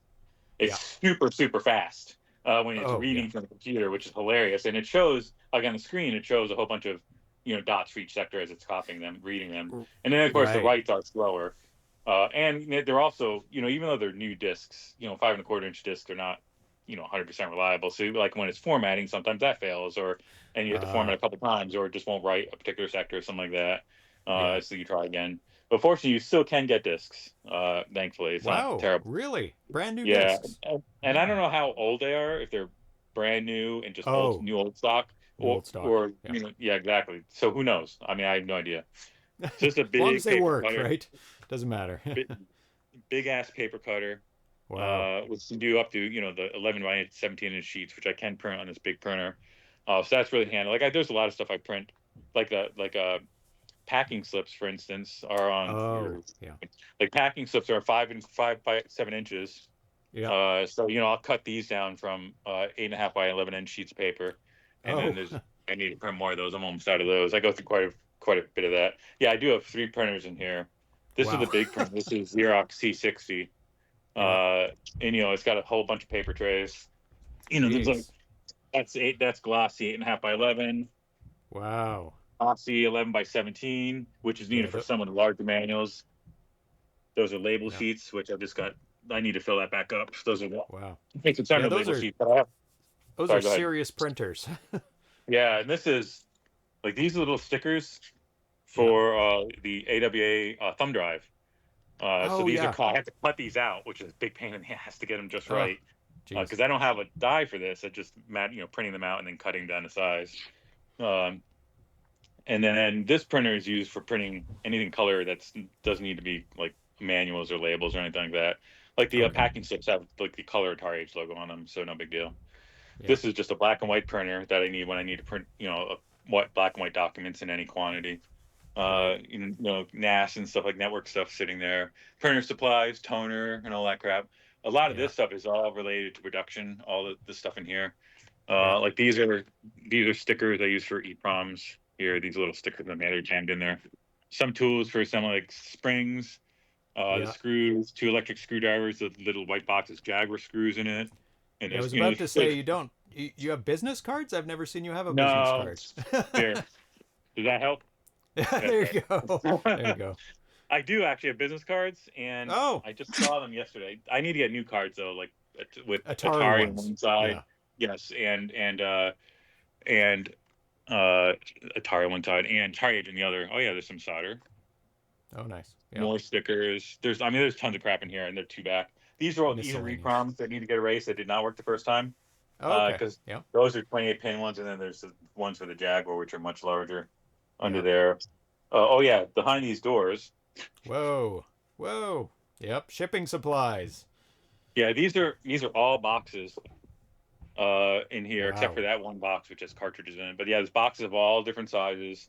Like I go through this size, which is like 9 by 7 by 4 the most, and then 8 by 6 by 2 is a really common size. There's some more paper. So yeah, so this is a good storage place. Seen pictures of your car loaded up. You go through those boxes quite a lot. Yes, and then these just happen. Just a whole big box of 2,200 shells in here, straight from the factory. These I literally just got like 2 weeks ago. Nice. So this is the desk where I do most of the game production, including programming various parts needed for boards, populating the boards, soldering them, assembling them into shells, and then testing them, like right here, testing them. Okay, another cart. Okay, and these can move, so I can move them around as needed. And again, I got a ColecoVision, Intellivision, 700 and 2600, and I have a whole bunch of extra systems for all that stuff here. Right? Because sometimes you run into a problem, especially when we're testing a new game or a new board, where we want to test exhaustively, like on a whole bunch of systems. So I definitely, especially like evil 700s or 700s known to have quirks or problems.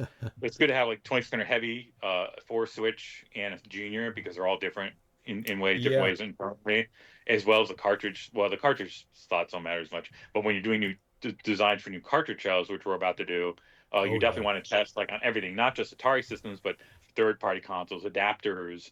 The Retron 77, of course, the new Plus systems. There's so many consoles that will accept 2600 or 700 cards at this point. It's kind of ridiculous. Even the Intellivision adapter and Coleco adapter to play, and 5200 adapter for 2600 cards. There's so many. And these are 2 device programmers. These are the ones I use most commonly. This one is actually plugged into a computer that's down here. That old Dell machine, because it uses a parallel port. It uses a parallel port. Here's and it's actually I connect to it remotely through the computer here. So it's not it's not like I have to have another keyboard and mouse or anything for that, which is nice. And this one is also good because these old devices, and like this one's particularly old. This one is USB, but it's still old.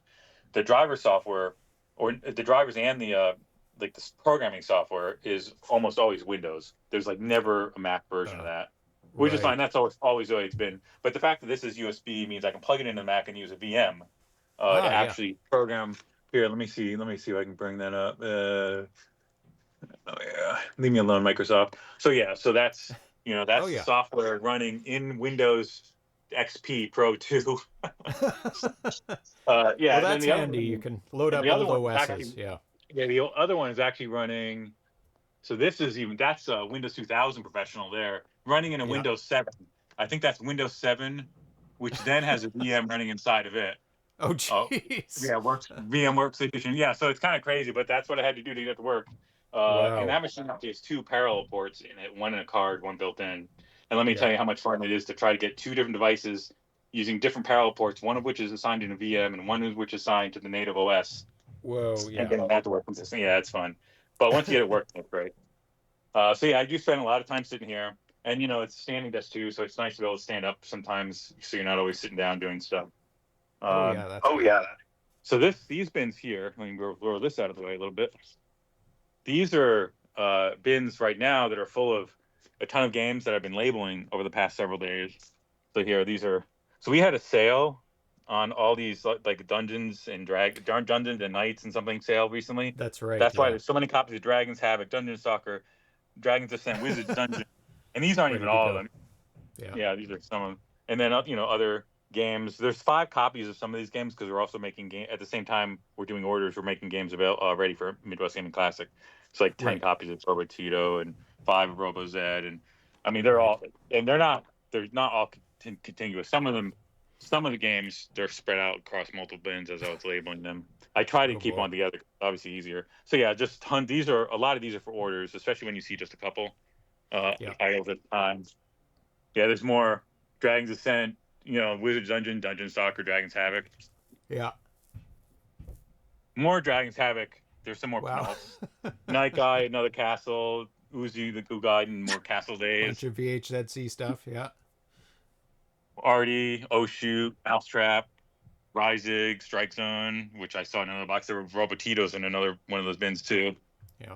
So for games that you made like a long time ago or variants of games over the years, do you have like your own stash of games that you keep like as a collection, or do you just not care about that kind of stuff? No, absolutely. Yeah, I have old games, like copies of some of those games, especially when the printing may have changed or something, or the boxes may have been like for Adventure 2. That was a limited run. It had boxes that were that had a gold foil on them saying like number 1 of 250 or something like that. Right. So I try to keep some of those. Same thing with the holiday carts, which were all numbered. Yeah. I try to keep copies of all that stuff too. At least one copy. I don't even remember if we got to copies number 1. Like the first 10 copies are obviously the most sought after. Oh yeah, I didn't even mention chips over here. This whole bin here, I lost right over that. This shoe rack, basically, it's actually a HIA furniture with like these inserts in them, and it's on its side, rotated. But yeah, these are all different chips that I use. There must be gigabytes of them, just gigabytes. Gigabytes. I don't know when the games like for anywhere from 2K typically to 32K on at least the 2600. Yeah, it takes a while to get the gigabytes of anything. So these are just, I mean, there's tons, like these are 64, 2764s, 2728s, 2D6, 512, and then 1001s, 2001s, 4001s, and then get bigger 27C 160s, which are 2 megabyte chips, and then 27C 322s are 4 megabyte chips. Those are for the Jaguar. Parts for Atari boxes and PLDs and just a million different types of chips. Oh, looks like my phone is going to die here pretty soon. It's down to 10%.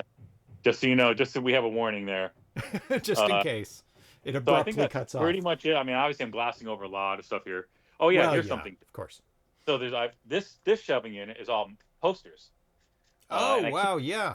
Too close to it because it's just tables in the way here. But let me pull it out a little bit, and we'll get. And these are the posters that go in the boxes, not the posters that hang up at conventions, right? Correct. Yeah. Those are banners. Those are big banners. These are just posters. Dungeon Stalker, and they're not. These are actually in no particular order. I do need to organize them a little more. But so we've made a lot of posters over time. Oh yeah. And I need to actually figure out which games for Midwest Gaming Classic we're going to make posters of. But yeah, they take a lot of space. This is another thing where I don't keep all of them here, or it would just look too much. Oh yeah, and this monstrous. Yeah, what is that big one? Oops. Whoa, this is a huge DXO poster. Yeah, it's just enormous. I'm never going to get it back in that. Never going to get it back in that now. So here. No, with one hand. No. I actually grabbed 2 by accident. I just put it there for now. Anyway. Nice. So I think that's pretty much everything. If you have any questions, this is the time to ask. Yeah, no, and we can always pause the video when we play this live, and people can ask, I can ask questions as well. I mean, there's a million things in a million drawers that you have there, and it's an empty. Oh, you drank it all. That's very disappointing. Yeah. So yeah, but you're right. Yeah, it seems like I definitely could go on longer, but I'm not going to. I think that'll give people an idea of what this is like. What's down here, where I work, and of course they can ask questions during the stream too, and we can answer them. So like this box, like these 4 boxes here are all box inserts, 2600 box inserts. For instance, that's packing tape. That's Yeah. a heat. That's a heat. What do they call it? Heater for when it's really cold in the mornings, because it takes longer in the winter to heat this this basement level. So, Oh, all okay. right, Yeah. all right. I think it is time to head back upstairs. Sounds good. That's a pretty good tour. You get a good overview of the AtariAge headquarters. Oh, we're not going to go in there. Oh no, Oh, not going in there. All right, mysterious stuff. that's where all the storage is. Yeah, the contents of my 10 by 20 storage unit, which was mostly classic gaming stuff, are all in there. Yeah. It's a huge pain in the ass to find right now. That's why I ended up taking me time to actually find one. All right. You're cutting out a little yes. bit. Am I cutting out? Yeah, you're better now. That's kind of funny now that we're going upstairs. Okay, good. All right. Back to the show. We'll close the door on the AtariAge headquarters and head back to the live show. Thank you so much for the tour, Al. Bye-bye. Yep. Bye-bye.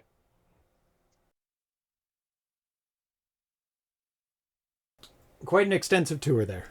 Well, long enough, let's say. Half an hour.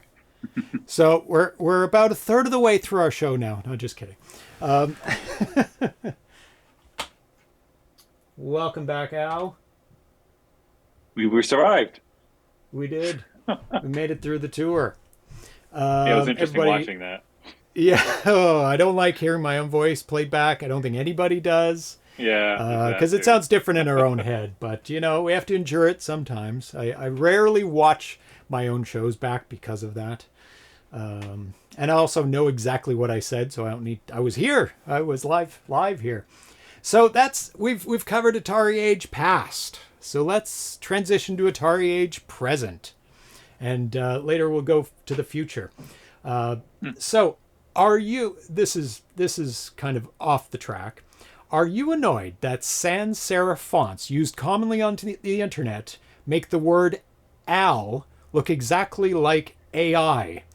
Even I have to do a double take when reading some posts in the forums. All right, this call's over now. I gotta go. Yes. I mean, earlier on, before people were talking to AI as quite as much early when it was getting going, it's like, oh, this is gonna get annoying. And yes, I do have to do a double take a lot, and it's like they're talking about me. AI, they're talking shit about me. No, they just hate AI. It's kind of funny. Yeah. It is annoying, but I'm used to it now, and obviously in context, it's pretty easy to discern. But depending on what you're doing, if you're in a group of people who normally just call you Al and write it out, and then they suddenly start talking about anything AI, which of course happens all the time. Then it just takes a moment to context switch and figure out, that's not me. So everyone needs that's right. They just need to yell it like Al. Capital letters. La la la la. Yeah. So AtariAge has always releases have always been held in high regard in terms of quality of the game releases and packaging. I know that everything that gets released in the store has been scrutinized with a magnifying glass before it hits the shelves by you. Has it always been an ethos of yours to make sure the quality is as highest as it can be? Yeah, I think early on that wasn't as much of a consideration because we were all just learning what we were doing back then as far as publishing games. I remember working on the first few manuals with Dale Crum, who helped us with some of those early releases. And we were just trying to figure out how big to make the manuals, how to print double-sided so they're imposed so that when you print them, all the pages are in the right order. Just basic stuff like that. And just working with printers, too, is like, you want like 500 copies of this box? Like, we typically don't do any less than like 2,000 or 3,000, things like that. But over time, definitely, as the printing evolved, and we started printing stuff ourselves too, where we did want to get stuff done in higher volumes. I mean, it was important to try to buy as decent a printer as you can, especially a color laser printer or color, we were using inkjets to print labels for a long time as well. And it's just it's the materials you're using, like the paper. How thick is the paper? Is it cardstock or just index regular paper? Is it glossy or not? Because some printers can't print well on glossy, or you've got special paper for inkjet versus laser jets or laser printers. The labels have been a huge pain in the ass because they come in lots of different media. You've got basically vinyl labels, paper labels with a coating of like laminate, which could be plastic layer or it could be spray on like UV coating, which all have different appearances and qualities. Then on top of the quality of the actual printing, on top of that material, how good is their printer? Are they just using printers to print as fast as possible? It may not look as good in color, or are they really expensive high-end presses that look great? Things like that, and it varies a lot between print companies. Manuals, labels, boxes. Of course, boxes are the thing that probably varies the most between companies, and that's been the biggest headache of getting anything printed is making sure they're using the right material. The alignment is accurate because they're die cut, so they've got to cut them, and then you want to make sure the alignment of the panels is correct. Colors and gluing. Of course, we've had so many companies screw up boxes with printing, and I'm not printing with glue, where there's excess glue on the boxes, and then you have to throw out a lot of boxes. It might be okay for mass printing of stuff in the hundreds of thousands, but not when you're getting 200 or 300 boxes printed and you're losing 50 of them because they screwed up the glue. But the hardest thing is getting color matching accurate. And Nathan is a big fan of this as well. Like when you go for some people who design boxes in RGB and then they need to be converted, which is what screens CMYK. use. And printing uses CMYK, cyan, magenta, yellow, and black. And there are issues. The color gamut for CMYK is not the same as RGB. So there's some colors it's tricky to get them to print. They're not going to print as bright as they look on screen. There's things where you have like blue if it's not converted well, will convert to purple, for instance. So if you see purple on a box, it may not especially if it's supposed to be blue. It's because of that. And it's hard sometimes to get that right with different companies. And then anything you're printing yourself, of course, now you're not just dealing with those same issues, but you're having to deal with the printers, and printers are evil devices. Yes, they are. They would do everything they can to thwart what you're trying to do. As a matter of fact, I need to get a Xerox tech downstairs to fix a couple issues with that C60 because sometimes it's not booting up now because of this error code that the magenta drum motor is sometimes failing upon boot up when the printer's doing tests. And as much as you really kind of need magenta depending on what you're printing. So it won't boot up, and then I tried booting up a few times. Just stupid shit like that. But printers are special. It's nice having control, and you can try to do things as best you can using the equipment you have. Unlike a print shop where they obviously have to do things in a reasonable time frame, or they're going to have to charge a lot more. The quality is important, and especially the last decade, and even more than that, really just trying to make sure everything looks good. Proofreading everything, iteratively, especially like the manuals. Manuals take the longest to do. Depending on the length of the manual. Some game manuals are so long and have so much text. And by the 10th time I've gone through them, reading them, I'm reading the words, I'm looking at the text and looking to make sure there's no issues. But what is actually being said is just, I don't even know. At that point, I'm just trying to, like 10th time going over it. You read the same text every time, but I still try to read it all. Because even though if I've gone over that same text once, I might, even though it hasn't changed, I still might find something on the 10th pass, like how the hell did I miss that before? It is, mistakes do get through. I mean, it's impossible to always find everything, but it is thankfully not that common these days. It is time consuming, and that is something I'm not gonna sacrifice is quality, especially like I said before. When we have someone else manufacturing games for us, ultimately, I will be very much involved with that company to make sure that everything's printed, everything is manufactured, to the quality that we want, and to maintain that level of quality. I can see that being the last thing you would want to let go if you had people helping you. You would be the central hub for quality assurance, if anything.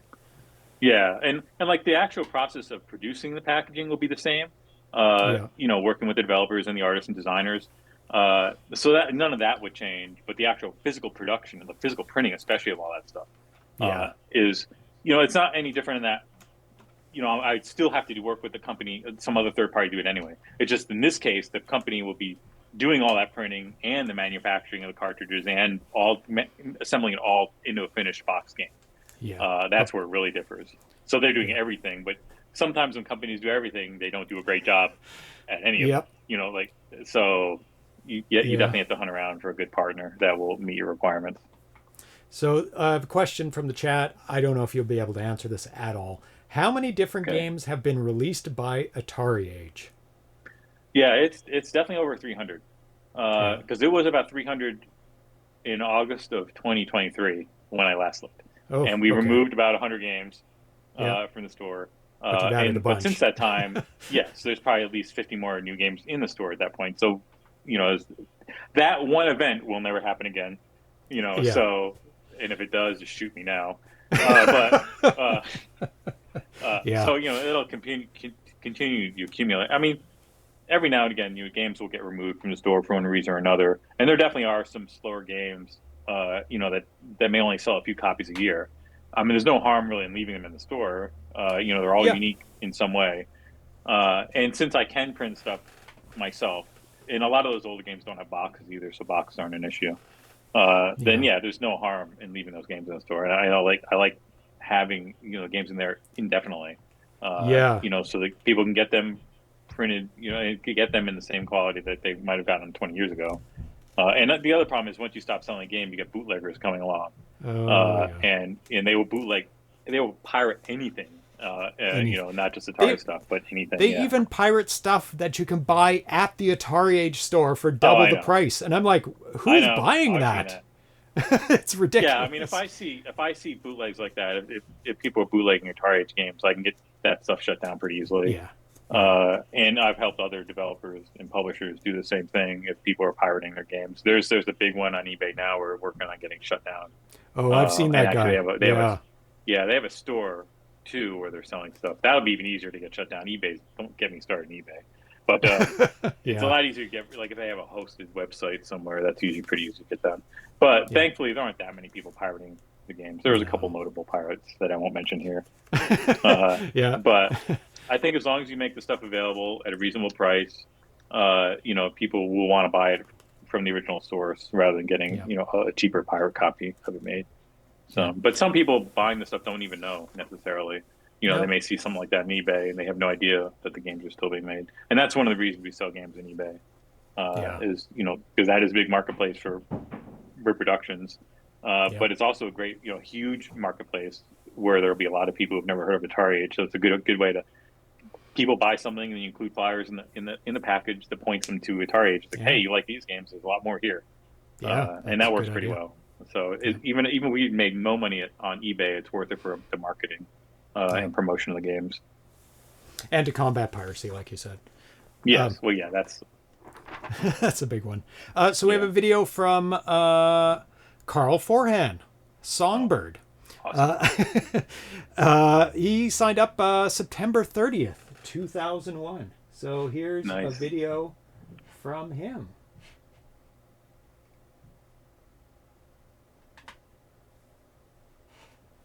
Or not. There we go. Wow. How has it been 25 years already? DLC. AtariAge has always been a fantastic resource from the early days with the fan community. I remember getting to see those lists of released and unreleased games for different Atari platforms, which was really cool. Getting to even go in and look for screenshots, box scans, manual scans. That was super helpful as well. And of course, I love seeing the news updates that would come on the AtariAge website sometimes to announce things that were happening within the community, new games being developed, whatnot. And the forums were fantastic too. Just having that common spot for fans and hobby devs alike to get together and build connections and talk about their favorite systems and their favorite games. So I really appreciate everything Albert has done with the AtariAge site over the years. Thank you so much for supporting this amazing community and keep it going.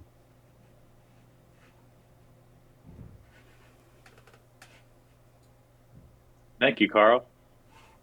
Yeah, Carl's great. He's a great guy. I know and he's kicking ass with all the Lynx and Jaguar stuff. Yeah, he's doing a great job with his side of things and doing some amazing releases. I love playing his games on the show. So we have a written submission from Robert Trebor, who signed up April 22nd, 2001.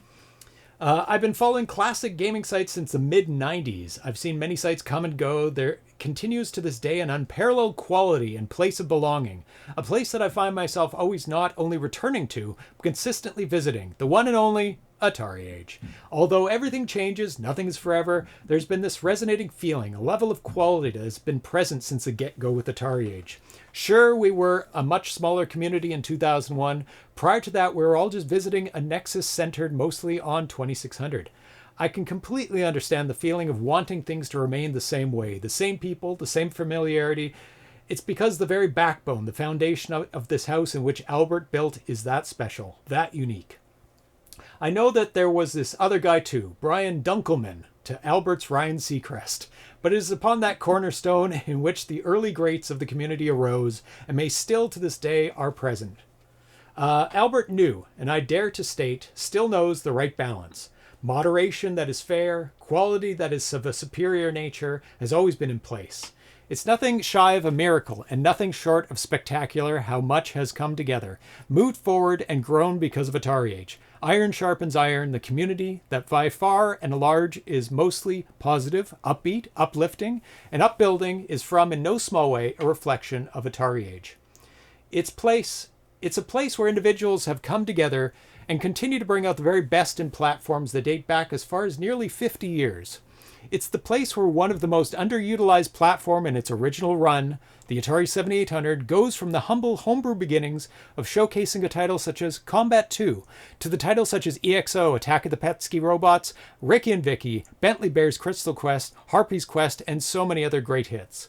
Don't get me wrong, there's an enormous amount of talented software and hardware developers that absolutely shine brilliantly, and certainly the site in itself could not just produce such great achievements and accomplish so much. Here at AtariAge, though, it is the nucleus. If not that, at least, very least the glue which brings it and keep it all together. Sure, things will evolve, some may leave, but so many developments, so much feedback, such a gathering of knowledge and phenomenal talent would be only a fraction of the results without AtariAge. There is an irreplaceable, try to imitate, but cannot duplicate, feelings, effects, impacts in some ways can never even be properly measured, that AtariAge has brought to the forefront. It drove and motivated when many others did not care or even bother to take note. It has nearly a life of its own in which it can never be thanked or appreciated enough. Thank you, AtariAge. Thank you, Yarusso. Thank you, all the members. Thank you, ZeroPage Homebrew, for bringing another layer of depth and flair to the community. The first 25 years have been amazing. Looking forward to the next 25. That is really well written. said. Thank you, Robert. That was fantastic. Yeah, and Trevor is such a huge contributor to the community as well, keeping track of 7,800 games, providing like the Pro Pack that people can just download a whole bunch of great games all at once, of demos and works in progress. Yeah. So,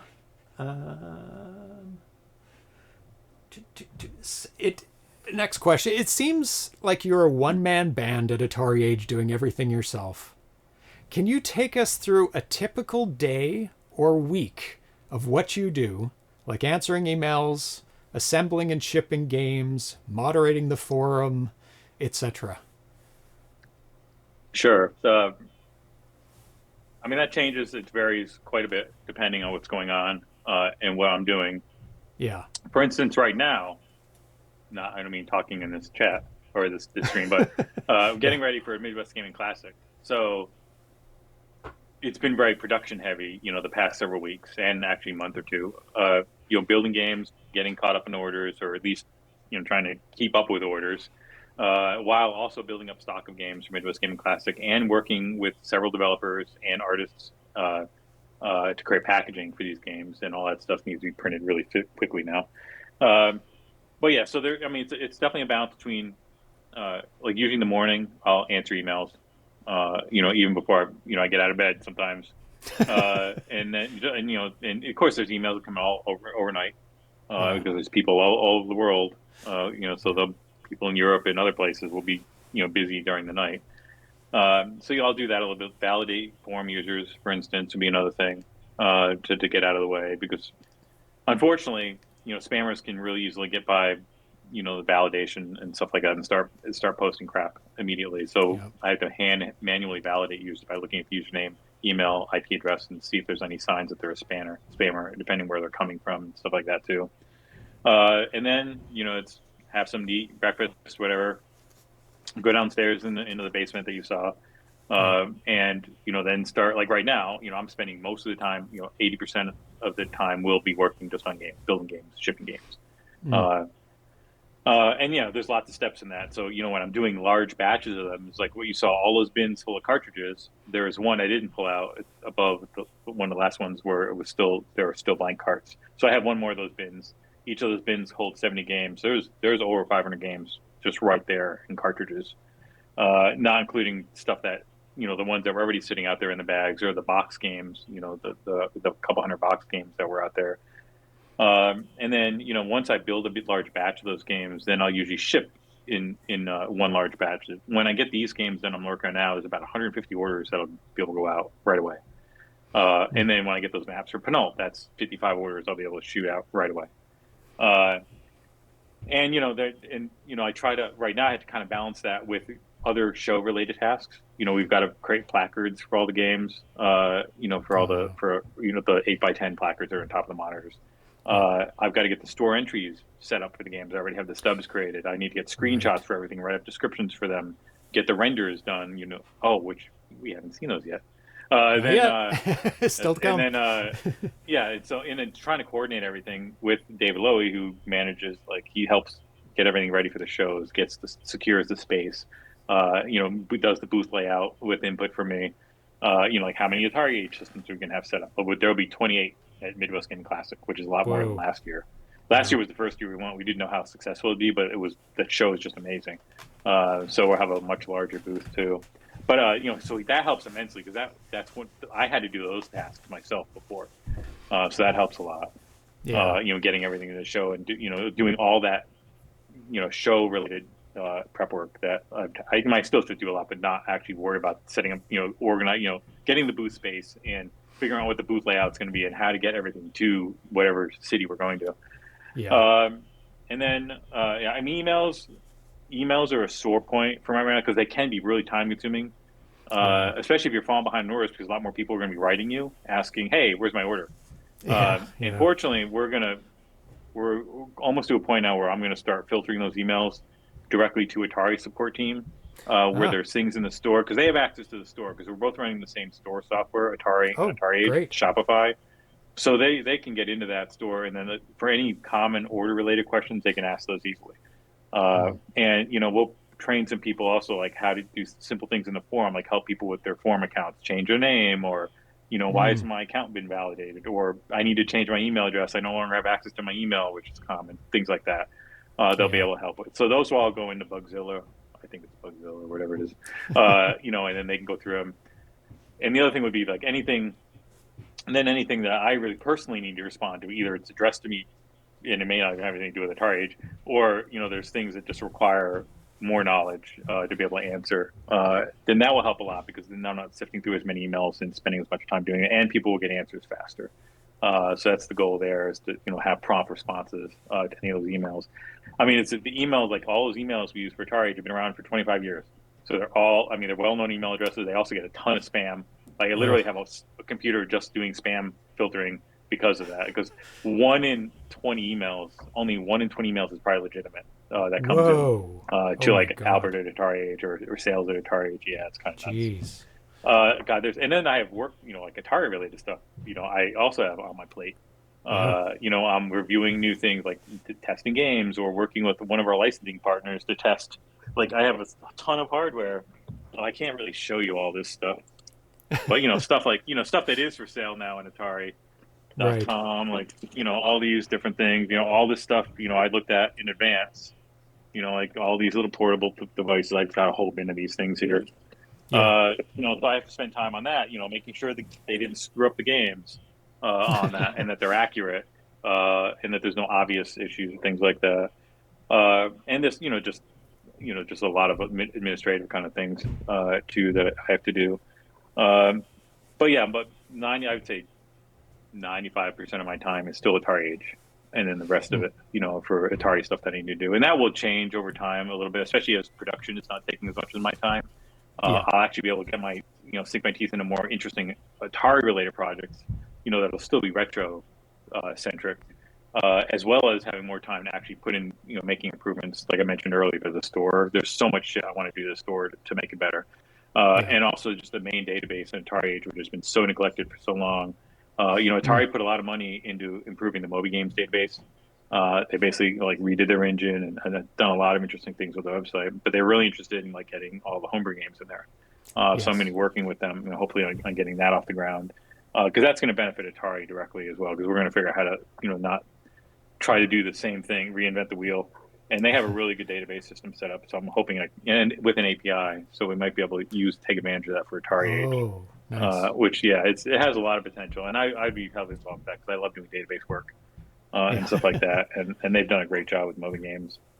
And I'm sure there's other things I'm forgetting about too. But the game production right now is the thing that takes most of my time almost every day. And some things definitely do get neglected, because of that. And that's the sort of thing we're trying to fix, especially communication-wise. And there's so many different ways people can communicate with you as well. It can get overwhelming between social media and email, PMs on AtariAge, public posts as well on all these services. It's a lot. And moderation. You mentioned moderation. I'll step in, when there's something that needs my attention a lot of times, but there are a lot of moderators on the forum, some in their own little areas where they only, moderate a forum or two where their subject expertise is, but there's also a bunch of global moderators who are awesome at helping with that. And I really appreciate that because it is a lot. And then, moderation and same thing on Facebook and other places where people can post, can also be time consuming. Yeah, that was another one of my questions is the moderation of the forums, but you answered that. So since there's thousands of people in the community and the AtariAge forums are a huge gathering place full of diverse opinions, how do you deal with negativity and criticism from people in the community, personally and also public facing as well? Because it must be very challenging. I mean, I deal with it a bit just doing the stream, but because AtariAge is so public and you're so public, you're the face of AtariAge, how do you deal with that? Over time, it depends really. If they're personal attacks, a lot of times you don't know these people, they don't know you, and you really have to learn to just ignore it. If they have legitimate concerns or something, and they're just not being an asshole, and trying to make your life miserable, then you obviously try to work with them to resolve whatever the problem is. And, generally I try to be diplomatic when I can, especially publicly. And because I don't want to get embroiled in flame wars and everything else. It's negativity. I prefer to focus on the positive because there's so many people doing great work. It's a waste of my time to get embroiled in flame war. I remember early on when the forums are pretty new on AtariAge, the Jaguar forum in particular, it was just flame war after flame war. And I had to kick a lot of people out of that, completely off the forum, because of that, which did help a lot. But that ended up in the rise of Jaguar Sector 2, which is another forum that came along and eventually succumbed to all the hate, that was on that forum. But personally, you just it sucks sometimes, but again, these people don't know who you are generally. They don't know nothing about you. They're just someone you can easily attack because, like you said, you're the public face of something that for whatever reason, maybe they got banned and they hate you, or, they had bad interaction with someone else in the forum, or there could be a million different reasons. So where people are being more reasonable, talk with them and try to resolve the issues. But if they're just trolls or just being jerks and they really have no interest in doing anything but that, then you just kind of have to tune those people out, ride around the damage, and interact with people who aren't being like that. Yeah. So let's now we've done the present. Let's go to the future, and we have some of you sent over earlier, some possibly new products coming out. Maybe you can preface this before we take a look at them. Yeah, so last year's Midwest Gaming Classic, which I mentioned before, was the first one that we attended. Well, not the first for Atari. I think we were there in like 2004 and then I think 2007, and hadn't been to one, in almost 20 years before last year. So we didn't release any new games last year's show. So this will be the first time we'll have new games at Midwest Gaming Classic in basically 20 years. So we've got 4 new 2600 games, 1 700 game, and 2 Jaguar games that we're going to be releasing at PRG. PRG is like muscle memory for me. Yeah, no kidding. It's the only it show represents all of the shows, like right? Yes. So Midwest Gaming Classic. So we've got 7 new games for Midwest Gaming Classic. The packaging is almost all done. It's about to all go to the printers, Nice. especially for boxes, manuals, and labels. And I don't know if you want to just let's show switch them over one to at it. a, These are in alphabetical order because I just dumped it all in the same folder to make it easy because it's hard to navigate in and out without showing my complete folder structure on my computer. So here's the first one. Oh my god! Not really. Yeah. So. Magic Pockets. Yeah. Yeah. So this is we were hoping to get this one actually done for PRG last year, and the packaging was actually done for quite a while, but I did not. The game is very difficult. The last level, as you know, the game, I did beta last testing level on is it. really It's tough. hard game. Yeah. So I did not want the game. I did not want to publish a game until somebody played the game, finished it on that level, and provided video proof of it. And Lawrence did that. Like he finally, because he knew that was Lawrence Stavley imported this game. It's from the ST, which we've licensed from Bitmap Brothers. We've done several of their other games in the past. But yeah, he knew that I wasn't going to do anything with it until somebody, whether him or one of his testers, or someone could get through. And some of his testers did try, and they couldn't do it. He finally was able to do it. Showed me the video. And it's like, well, good. At least we know the game can be completed. That's the important thing. Yeah. I couldn't get past the last level. I did okay, but I couldn't do it. Exactly. Yeah, and I haven't played it. I've only played it a little bit. I would love to go through it. That's one game I actually didn't play on the ST because I had an ST back in the day, and I did play quite a few games on it. I just got an ST. Came out great. I just got an ST the really? other day. Yeah, 520 STE with 4 megabytes of RAM. Oh, nice. Is the STE, did that have a floppy drive in it on the side of it? Yeah. Okay, because the original 520 ST FM did not. Yeah. It has RGB output, so I wanted to get one that would play like almost everything that's released for the ST line. Of course, not Falcon, etc. But yeah. Yeah, that's great that you got RGB output instead of that crazy proprietary connector that's on the back of the ST there. Yeah. So this would be a fun game. This was a popular game, and the Bitmap Brothers stuff was generally all really good. Oh yeah. Painter. It's another Jaguar game. So this has been around a lot. This game has been published several times. This is the definitive edition, really, which is the kind of the penultimate version that has a lot of extra maps, including community generated levels. This was written by Gordon Gibson, and they were actually Jaguar developers back in the day, doing a game called Slam Racers, I think, which Atari eventually pulled the plug on because they weren't doing so hot with development. Back then they didn't have a lot of money to pay for developers. So he's an experienced game developer, and it was experienced in the ST before this game came out. This is an earlier homebrew title. I think it was originally out on the CD for the Jaguar CD because it was really inexpensive. That was an inexpensive way to produce games versus cartridges, especially earlier on in the homebrew scene, because those cartridges, those EEPROMs, are really expensive, and they're really big EEPROMs.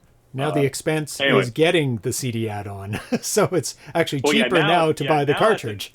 That's right. Now it's a non-starter, yes, because the prohibitive nature of actually getting a working Jaguar CD, and the prices are insane. But anyway, so we developed completely new packaging. And it came out really nice, and it'll be nice having this in cartridge form again. Dasher for the 2600. Yeah, this is a new game from Steve Engelhart, who is definitely one of those prolific developers for 2600 and 700. He does, these platform games. This is a really well done platform game. Oh yeah, it's a lot of fun. Yeah, of course we played everything, so I played it all. Yeah. Yeah, so. I played through a bit, but I definitely need to. This is another one I need to spend time through to see, how far I can actually complete it. It's very slick, and completing it is very satisfying. Yeah. That's good. Yeah, I like games that have a good ending. That's, you know, not everyone will see it, but it is satisfying when the developer did put some time into it. So William Thorpe did some of the packaging. Like, he did this Magic Pockets, this one, the Painter, or Definitive Edition, and 2 of the other ones. Which are, yes, I knew you were going to do that. I made each one of these too. Yes. Yeah. So we've got some markings on there showing that you don't have to get up from the couch to play this game. Once you popped it in, it's wonderful. Yep. Yeah. So in this game, go to the next image. Oh, I didn't notice that. Red cartridges. Oh, beautiful. Yeah. Nice. Yeah, I have pallets of different colored 2600 shells sitting in my garage. Ooh, nice. These are from Atari and the company that they originally used to produce the Atari XP games that came in different colors. Remember those? So I have like 12 different colors shells beyond black. So I'm definitely going to take advantage of them for games like this. So probably we're going to do like the first 100 will be in the red cartridge. Yeah. And then after that, it'll be black, but you can get the red cartridge for another $5 or something like that. Because I don't want to burn through all of the red. I mean, probably still a few hundred of, but I'll get rid of 100 pretty quickly. But it looks really great with the artwork. Oh, it matches so perfectly. Yeah, that's beautiful. Oh, there's a close up. Yeah, that's nice. Oh yeah, there's another image. Yeah. Yeah. Yeah, it came out nice. I like it a lot. So Plan B New Earth. So this is on a new board.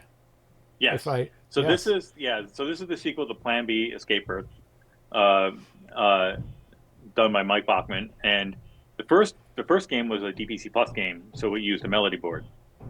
This game is using the PXE development, so it's Chameleon board.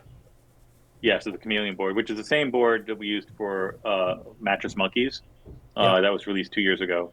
Although the board has gone through a revision, or multiple versions, I don't know. But this newer board was a little different. We had I'm waiting on those. Zachary Scalero on the other day on the show. Yeah, on an extensive interview. Yeah, extensive interview talking about the Chameleon and PXE, and oh boy, that's some exciting stuff. What you can do with that and this board. Yep. Yeah, I need to go back and watch that video, definitely. So this is this second game, and there will be a third. There is a third planned game beyond that as well. So these are those boards are nice because I can just flash program them like I can with the Melody board and area boards too. So I like that a lot. Yeah. But William Thorpe did the packaging for this one. He did the packaging for the first game as well. And it really, and then the three of us worked together, to get the artwork, the key artwork done, and then of course the packaging. It looks terrific. Yeah. I love the wood it's sitting on because it matches the wood on the artwork. Yeah, it's really nice rendering. Yeah, William does a great job with these renders. He has a lot of fun with them, and you're only seeing a small portion of them. He does so many different renders. I mean, they look similar in style, but he does change the backgrounds and different elements to kind of match the game. I like that a lot.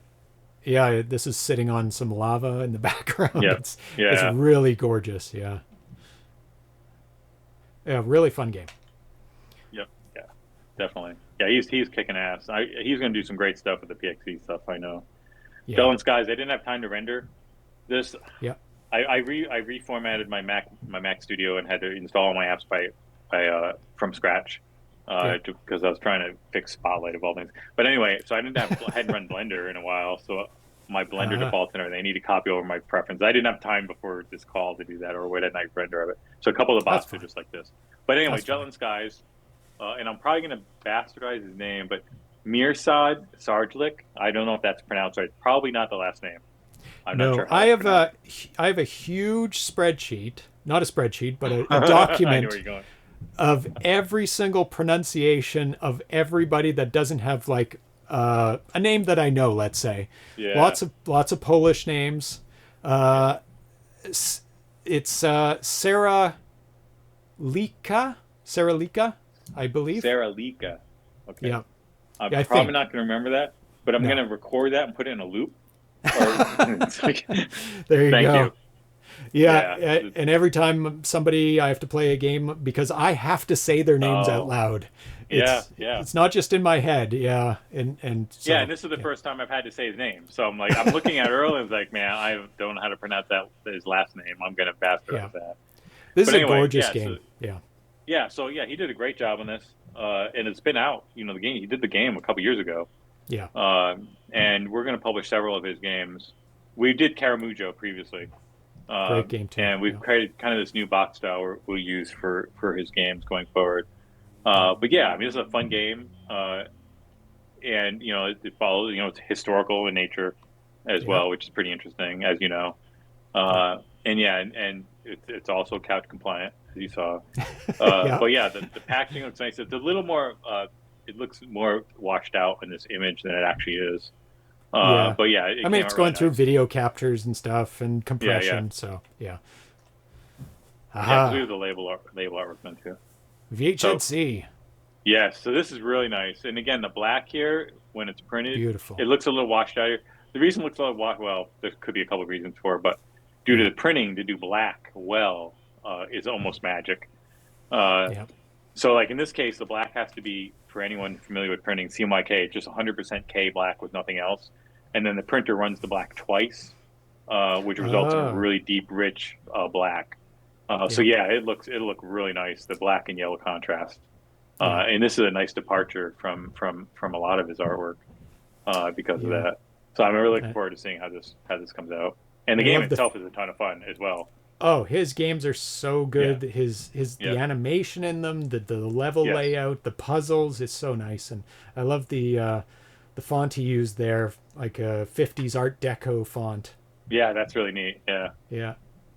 No, I like it. Yeah, he does a good job, and he's one of those few developers who not only develops great games, he does all the pixel art himself, but also creates the packaging for them. Everything he does. That's everything. definitely a rare breed. And I'm envious of that talent because I would not be able to do this artwork. No. I don't even know about the in-game pixel artwork too. Probably not that. Yeah. Nathan. And finally, we've got Stone Age. This actually, it's funny because right when this meeting started, I actually got the first full color draft of this artwork. But I won't show that yet because I have to dig for it. But anyway, this is because I knew that was probably coming today, but it wasn't in time. But anyway, you can get the idea from it. This is Stone Age for the 700, and I know this guy's name, Anthony Quinlan. This is 2600 on the forum, spelled out. 2600 is your username. And this is a bank set game, which similar to Attack of the Pesky Robots, which uses that new bank searching theme. You have a prop, and I don't know what you're doing with it. Oh, Caveman. Okay, yeah. See, I don't have one of those. There are so many cool, dedicated little video games like that. There are. This one's really good, so I can understand why he made like a tribute to it on the 7800. Yeah. Obviously, largely enhanced the game. Yes, he did a great job with the graphics and everything in that. It's really well done. It's really cool, especially the huge. I almost said dragon, dinosaur. Yeah, the huge. lava, the volcano going off in the background with the rocks coming down and getting you, the bird, the pterodactyl, and stuff like that. Yeah, it's a neat game, absolutely.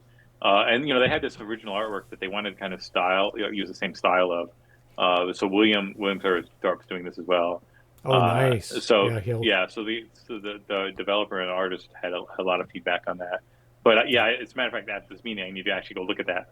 Nice. The renders that or the drawings. Well, the draft of the first color version and get feedback on that because we need to get the boxes to the printer pretty quickly. Like this week, they have to go to the printer. Oh boy, yeah. It's a printer coming in up the soon. US, so it won't be a problem getting it because they only have 1 to 2 week turnaround. I'll have them before the show. Oh, that's not a problem. Well, that's good. But it can't really. It needs to be this week. And this is the last box. It's not 100%. The other ones are all 100%. Yeah. Well, I think that's the last. Is there another one that we haven't touched on? Let's see. That's the last. That is it. Yep, that's all. What I have. So. Yeah. So we'll flip away from that. We've just got a couple questions left. There is a couch in that render. Yeah, or I saw this. I saw the sketch of the couch. That's really funny. So all 5 of the 2600 and 700 games are couch compliant. Excellent. So that's awesome. I knew you'd appreciate that. I love that people embrace that because my consoles are like 3 feet away from me, and every time I have to get up and flip a switch, and I don't know what other people's situations are where their consoles are, but I do the extension on the joystick, not the not the power lead and the video lead. Yeah. We need couch compliant Yeah. magnets. That's Al. actually a good idea. I like that. That would be pretty easy to do. Get That's- nice die that's cut cute. magnets too. Yeah, Yeah, I should do that. that's- Well, I need permission from ZeroPage Homebrew to do it. Yeah. So he's But, tough to work with, so I don't know. Yeah.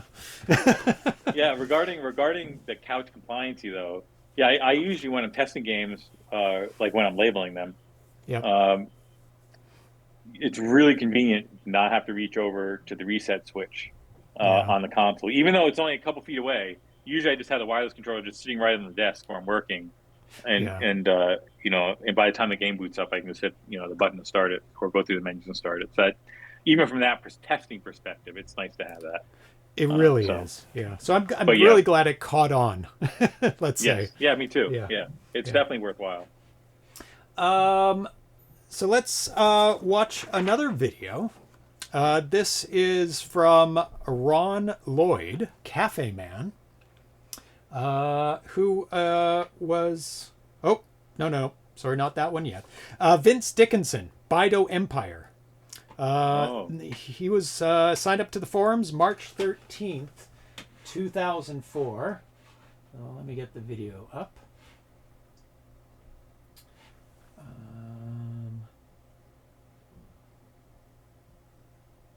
I'm wearing the wrong glasses for seeing things close up here. Yeah. Of course. There we go. Okay, so here he is. Happy anniversary, AtariAge, and thank you, Albert. I've been a member for over 20 years now, and visiting AtariAge is a daily ritual for me. I wake up, turn on the computer, check my email, and go to AtariAge. And I do it because the site is a lot of fun, but it's really the community that's great, and has been great as long as I've been around. I want to share a really quick story about the community. About 15 years ago, I had mentioned in one of the forums that I had a couple of 5 1/4-inch discs from my Apple II programming days in junior high. And one of the forum members reached out and said, hey, send me the discs and I'll make disk images and send them back. Didn't have to do that, didn't charge anything, just did it because he was a nice guy and wanted to help. And that's the kind of community that you built here. And that doesn't happen by accident. The homebrew community is just absolutely inspiring, and it's incredible to see how much that's grown and what it's become over the last 20 years. The games are amazing. There's always new things. People are exploring these machines to a degree that is really unbelievable, and that's really grown up a lot in part to AtariAge. There's so much knowledge sharing happening, so many people pioneering different hardware, different compilers and systems to use to help make games. Has really helped that grow and help people learn and have even more fun with these machines that we all loved growing up with. And lastly, the high score clubs are always a good time, and it's been really fun to visit some of these systems, some of these games that I wouldn't really have much of a reason to play otherwise, or wouldn't make the time for. But the high score clubs have been great. So, Albert, thank you. It's been a great 25 years, and hopefully we have another great 25 coming. Really appreciate it. Thank you, and happy anniversary. Mm-hmm. Really nice. So thank you very much. Yeah, we have some written stuff. John K. Harvey, Propane 13. Oh. I joined AtariAge in May 2001. It's wild how much things have changed over time. A lot of new folks may not realize just how much work had to be done to get us where we are today. And a lot of that can be attributed to the discussions on these forums. In the late 1990s, there were limited I'll make a cart for you services. Homebrewers generally chose to make their own releases. This meant if you were a software engineer only, too bad. You were learning hardware too. Compare that to now where AtariAge, Opcode, and even Atari themselves are releasing cartridges and box releases. Making instruction manuals in boxes evolved from people just making something work via inkjet printer and some ambition to very professional releases. The Atari 7800's encryption key hadn't even been discovered until the very late 1990s. This was a huge deal. Rumor had it that somebody dumpster dived and got a bunch of Atari ST hard drives from Atari and found the key on it. But I believe the real story was that Atari's assets ended up in somebody's hands and they had a lucky find. There was one main rarity guide, Digital Press, print edition. When these ended up as digital versions on digital presses and AtariAge websites, that was a huge deal and well worth it. Emulators were fine, but they didn't work on some games and rendered strange results on others. There were a couple of fan magazines which kept the pulse alive and reported on new findings every month or quarter. People still used Stella mailing list, but it was starting to wind down. Flash forward to today. Atari's back in a new capacity. Homebrewers can create and work with other developers and test reliably in emulation. When completed, their games can be sold professionally through AtariAge and work on brand new Atari hardware. And you can almost always ask a question on the forum and find somebody with the knowledge to answer. It's been a wild 25 years. And we have one more written submission from somebody you know very well. Fred Quimby, Batari, signed up September 20th, 2004. Although I did have some thoughts, such as the fact that AtariAge, the website, has been around for so long, it was formed closer in time to the release of the 2600 in 1977 than to today. Hard to believe that it's been 25 years. Thanks for making me feel old. Yeah, no kidding. It's like, oh God, we're past the halfway point. Although I joined in 2004, I lurked for many years before that, even back in the Atari 2600 Nexus days in the 90s. Although AtariAge obviously began as a nostalgia site, AtariAge has been around so long that I'm sometimes nostalgic of past nostalgia and about some days on the site itself. I miss the days where Shatner and Hello Kitty bicycle memes floated around the forums. For some reason, the jokes never got unfunny. And if I went back to find them again, I'm almost certain to get a good laugh. At least the Knight Rider posts have never stopped. Yeah, people were speculating we would be releasing Knight Rider by Hard Work today, as a joke. And somehow every year they come back and seem as fresh as the days when Kinko's was still around. While many great innovations have come from the AtariAge community, perhaps the best part of AtariAge is the members themselves. As long as you present yourself sincerely, I never have encountered a more welcoming place. However, as welcoming as AtariAge can be, the community is not as all gullible. Some of my most memorable experiences on the website were that from membership calling out dishonesty. Also, unless you have already something planned, I would love to see a memorandum about some members who have passed. Nukiche comes to mind, as does Kurt Vendel, but I'm sure there are quite a few others that deserve a mention. And I do that during the award show. Obviously, some people passed before the award show was around, but I do that every year. So, yeah, so that always great to hear from long-term people. And Fred Quimby is obviously been absolutely instrumental in AtariAge over the years, creating boards and making Batari Basic, really. Yeah, and not just Atari Basic, but as you know, this is obviously kind of a religious subject, but you know, the advent of the Melody board really changed, you know, what was possible on the 2600. And I don't want to get into a debate on that now, but I mean, I'm grateful for that because we've had some just absolutely amazing games that really wouldn't have been possible in any compelling fashion without that type of hardware. And the Harmony card as well. Yeah, and that was, and the Harmony card came first. Yeah. You know, the Melody board was just a simpler version of that. You know, it basically without the USB subsystem on it and the connector and the SD card. So. Yeah. So AtariAge future. We're almost wrapping up here.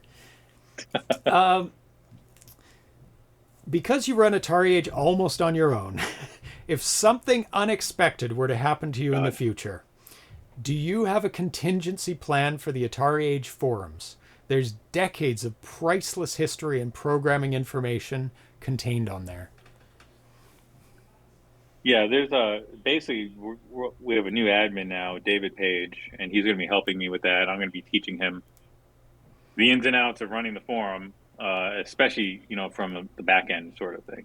Yeah. I mean, the forum is hosted by Envision, which is the company that managed the server or the site, or not the site, but they host the server, but they also make the software. So at least there's no servers. You know, we don't have to worry about servers, which is what I had to do before. Like for the longest time, Right. I was maintaining 2 dedicated servers, one for the web server, one for the database. So that doesn't have to be done, and that was probably the most difficult aspect of actually keeping it online. But yeah, there's definitely plans to add a few more moderators and just get more people in the know, so that when problems occur, it's easier for them to fix without my having to be around or anything like that. And it is, and there's already a large slate of moderators, so that sort of thing we keep humming along. And there's backups made of the forum as well. So even if something catastrophic happened, it'd be easy to spool up another instance of the forum, either back in the cloud or running it back on dedicated servers. So that data is not going to be lost. And Atari very much appreciates the community, the level of expertise in the community that they've leaned heavily on. For various reasons. Just things like the 2600 plus and 700 plus firmware that Razer, Chris Smith, is almost single-handedly, doing a lot of that work to make sure the homebrew games run on those consoles, because that was early on. That was a huge pain in the ass for me, because a lot of games didn't work, or you had to, update the firmware. It was very much in flux. So yeah, we're definitely taking steps to make sure that continuity of AtariAge, should something happen to me. What would happen with the store? That's a more complicated question right now. But the forums would be safe. The store, that would be, because right now you would not find other people at Atari who would be able to build games like I'm doing. We need to be transitioned to the point where we have a manufacturing partner who can actually physically produce the games once the actual work of making the game and the packaging has been done. Whether there's an appetite at Atari to continue doing that if I were gone, I mean, absolutely, they still want to see homebrew games being developed. And published and stuff like that, because they, that directly helps Atari, to keep those platforms alive. Now, Atari has a vested interest really in selling hardware and games. I'm pretty sure it would continue in some portion, fashion. Maybe some older games, wouldn't be sold anymore if something like that happened. But there's other publishers, if they were interested and the developers are interested, probably could pick up the slack there. Kind of like what you've seen with the Last Chance games and stuff like that. Yeah, exactly. So yeah, for the forums though, and the forum is definitely the most critical part of everything, because there's an enormous amount of knowledge there. So I very much want to make sure that if something happens to me, they're going to keep going and humming along as they have been for 25 years. I mean, there's certainly even bumps and things. I remember there was a fire in one of the data centers in Tampa. I read about that in the news or Texas. That took the site down for like 3 days. Yeah, that was crazy. But they continue to, and there's been problems. Like when we first went to the cloud servers for Envision, downtime was up and down. It was definitely more, it was less stable than it was when I was hosting it. But they've definitely got better at that. So that has not been as much of an issue, thank God. Than last year. It's been really stable. Yeah. The whole point of doing that was to make less work on my plate, so I didn't have to maintain servers. And for a while, it was probably about even whether or not that actually was worth it. But definitely worth it. Because managing servers and everything involved with that is a headache. And I still have 2 servers that I'm running that I need to eventually, like the AtariAge, the main AtariAge website is still running on a dedicated server, even though it can be run. That gets much less traffic, or it's much less resource intensive than the forums and the store. So that can be transplanted anywhere. And we're working on moving that onto hosting that Atari controls versus a server that I control. But it's a simple PHP site and database, so it's easy to move. But just stuff like that, just to make things more solid and easier for us to maintain going down in the future, is the stuff we're all working on. And that's part of the reason the store is now in the cloud as well, because that was running on a server that I was hosting as well. And Shopify is just much better than that crappy software we were running for 10 plus years. Well, that's great. That's good. Yeah. So I have one more question. All right. Looking ahead to the future again, is there a wish list of things that you want or wish to accomplish with AtariAge? Things that if you had infinite time and energy and resources that you've always wanted to make happen? Well, that's like the store. The store is going to continue to be a store. There's not anything magical about that. It's the games that are magical there. The main thing that, if there's anything I want to pay more attention to, is the main games database, because that's been neglected for over a decade. Very little has changed on that, probably since about 2010. And there's so much I want to do with it. Like there needs to be a proper homebrew database. Yes. The existing games, like all the old libraries. I mean, there's tons of game databases out there now. When AtariAge came along initially, there really weren't a lot of pictorial databases for this retro stuff. And now, of course, there are a million of them. But there's still not a really great comprehensive online directory for homebrews, and not just AtariAge homebrews. All homebrew games, and not just 2600 homebrew games too, but for other platforms. So that's something I really, that's going to be a big project to do, especially as a lot of homebrew games are Believe me, produced I in know. limited quantities. There's a lot trying out to there. track down, scans or information about a lot of games, that's going to be a Herculean effort. Obviously anything that I've published and a lot of the larger publishers, where the stuff's well known, it won't be so bad. But it's kind of like the Wild Wild West. There's just so many games, and like, do you draw the line somewhere? Do you only do physical releases, or you do all of them? Yeah. Like, I like to do all of them. Completed, works in progress, proof of concepts. It's like, well, I have 8 years of homebrews for you in my lists, so there's 8 years at least, so you can draw from that. Seth Abramson put together this really great database of homebrew games too, and he's offered to share that database with me as a basis for this homebrew scene. So I'll definitely be talking to him more once we get to that point, because that's definitely that's longer term. That's the one thing I really find most important is getting revamping the database, adding a lot of really cool features to it, because there's stuff I've written down notes from the last 10 years of stuff I want to do to the database. Like advertisements, scan advertisements and link all the games in the database that are in those ads to those advertisements, so you can see where the game was advertised and like the original advertisements for it. And there's just so much you can do. And of course, like videos, we don't have videos in the database because back in 2000, videos were crap, and they were low resolution, they streamed poorly. Remember buffering, with Real Player and all that crap. But nowadays, you can put 4K video. Well, not that you need 4K videos for 2600 games, but you can put high quality videos up for these games. It's not a big deal at all these days. So just stuff like that the database has just never caught up to, because it just hasn't been worked on essentially for 15 years. Again, I've got a big list, and that's something I really enjoy doing, because that's what not to make use of penny here, but the nexus of AtariAge really was that database. And then the forums are were the big discussion. But back then, the forums are pretty small compared to when the site launched compared to the database. The database was really the big deal, and the community then grew, pretty quickly after that. Yeah. So I have one more video to play before we go. And I've saved it for last because it's kind of cool. So this is from Ron Lloyd, Cafeman. And so let's take a look at that right now. As soon as I find the right one. Because he sent two. There we go. Okay. Oh, 1 second. Nope. Don't play yet. It's the wrong view. There. Now you can see it all. Okay.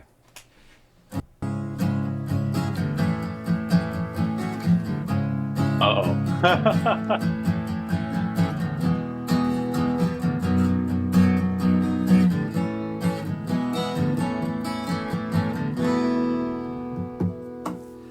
There's a place on the World Wide Web you can find Atari games again. Homebrew gamers pass the time away hanging at AtariAge.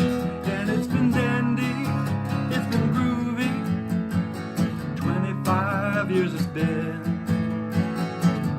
And we need some more, at least 5 or 10.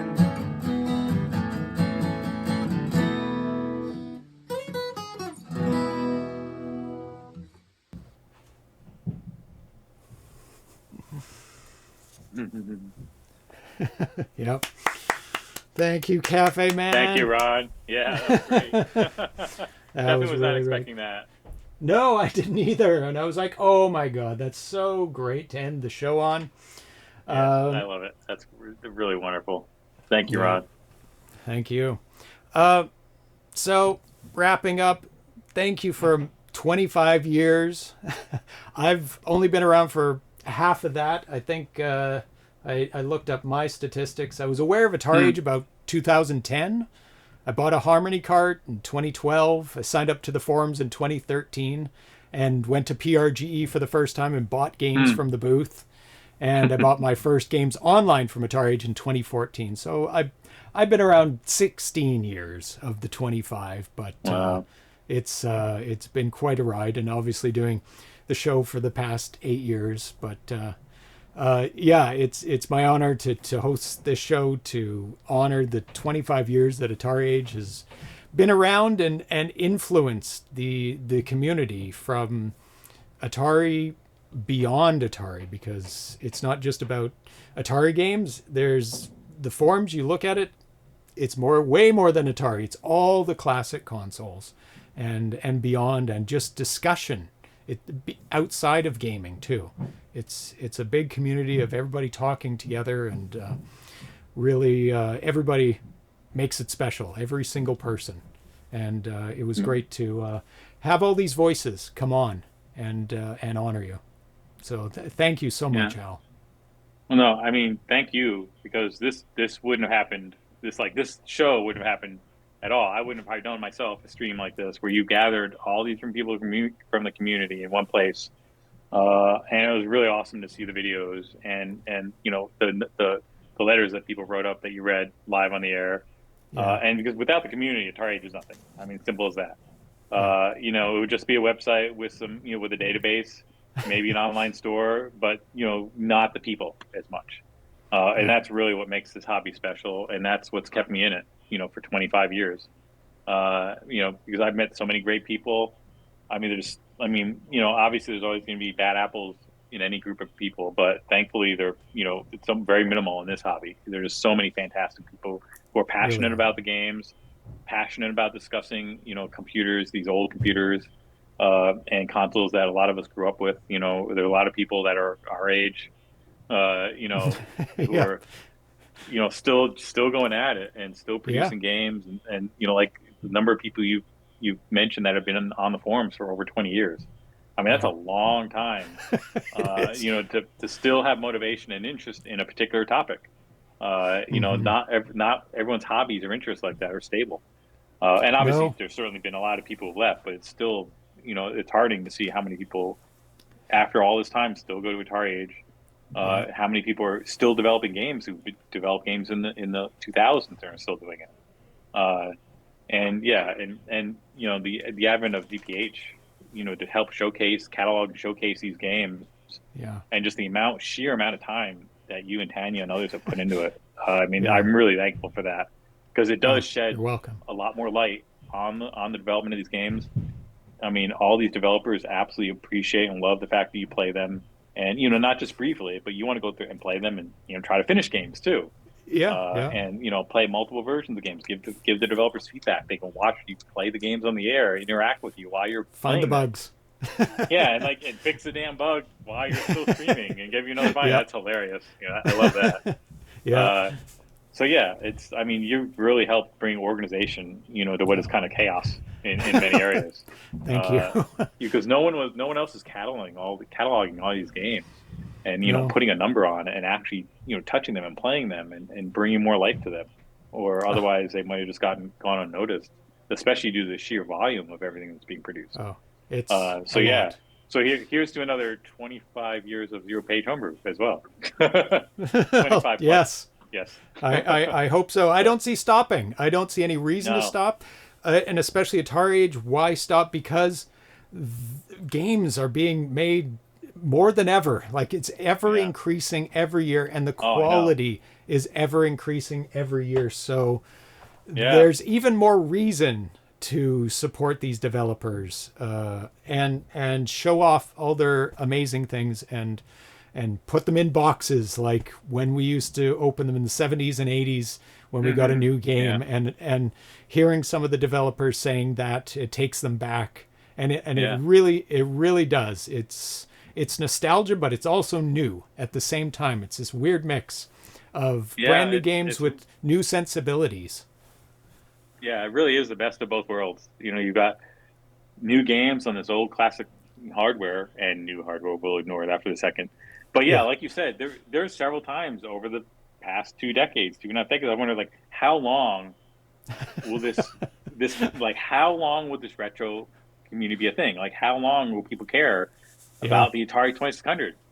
And I'm sure as we all die off, there'll be some wane in this. But with Atari releasing new consoles, it kind of breathes new life into it and new demand for this sort of thing, where people who weren't actively involved in anything, even approaching this, are now looking for new games to play on their modern TVs with a brand new console from Atari. So it's kind of crazy. But yeah, it's the fact that it's gone this long and just it's not showing any signs of slowing down. And in fact, just has accelerated, like you said.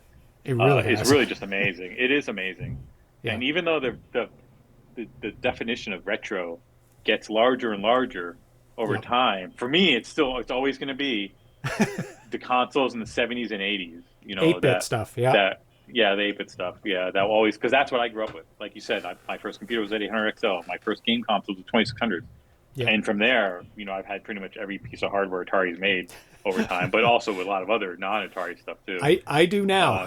I used to just have 2600 and 7800, and now the show has forced me to buy Lynxes and STEs and just oh my God, it's piled to the ceiling. But it's fun. It's a lot of fun doing this, and that's really important that the fun stays in it, and we keep making it fun for the people that are part of it, and draw more people in that would like to participate in the fun. And like you said, the Atari's new consoles that you can plug into new TVs, supported by the community, games made by the community, updated by the community, really keeps it going and alive. Yeah, absolutely. Yeah, it's remarkable. Yeah, when the industry basically shed all these systems, the community, picked it up. It took a bit of time to where the tools and the ability technology was available to play the games on a computer and be able to compile these games and then make cartridges of them. But, once that happened and really picked up steam, I mean, it just has not slowed down. It's insane. Yeah. And you see this level of enthusiasm and participation in all these different communities, all these different consoles and computers. Even if we're really rare hardware, there's someone out there that loves it and is doing something for it. So for sure. I definitely, after wondering and questioning, like, how long is this going to last? At this point, it's going to last beyond our lifetimes. It really is. It will. So, well, it's pretty amazing. Well, thank you so much, Al, for holding down the fort for Atari and being Atari when Atari wasn't there. Mm-hmm. And now Atari's back, and you've joined forces with them. So thank you so much for 25 years of awesomeness, and we're just going to keep going for as long as we can. I can't believe, it's hard to believe 25-year anniversary. Yep, it is. It's crazy how long time has gone by. But also, like you said, sometimes it just seems like it goes by in a blink. It does. So, but it's definitely been a fun ride, and I'm not getting off anytime soon.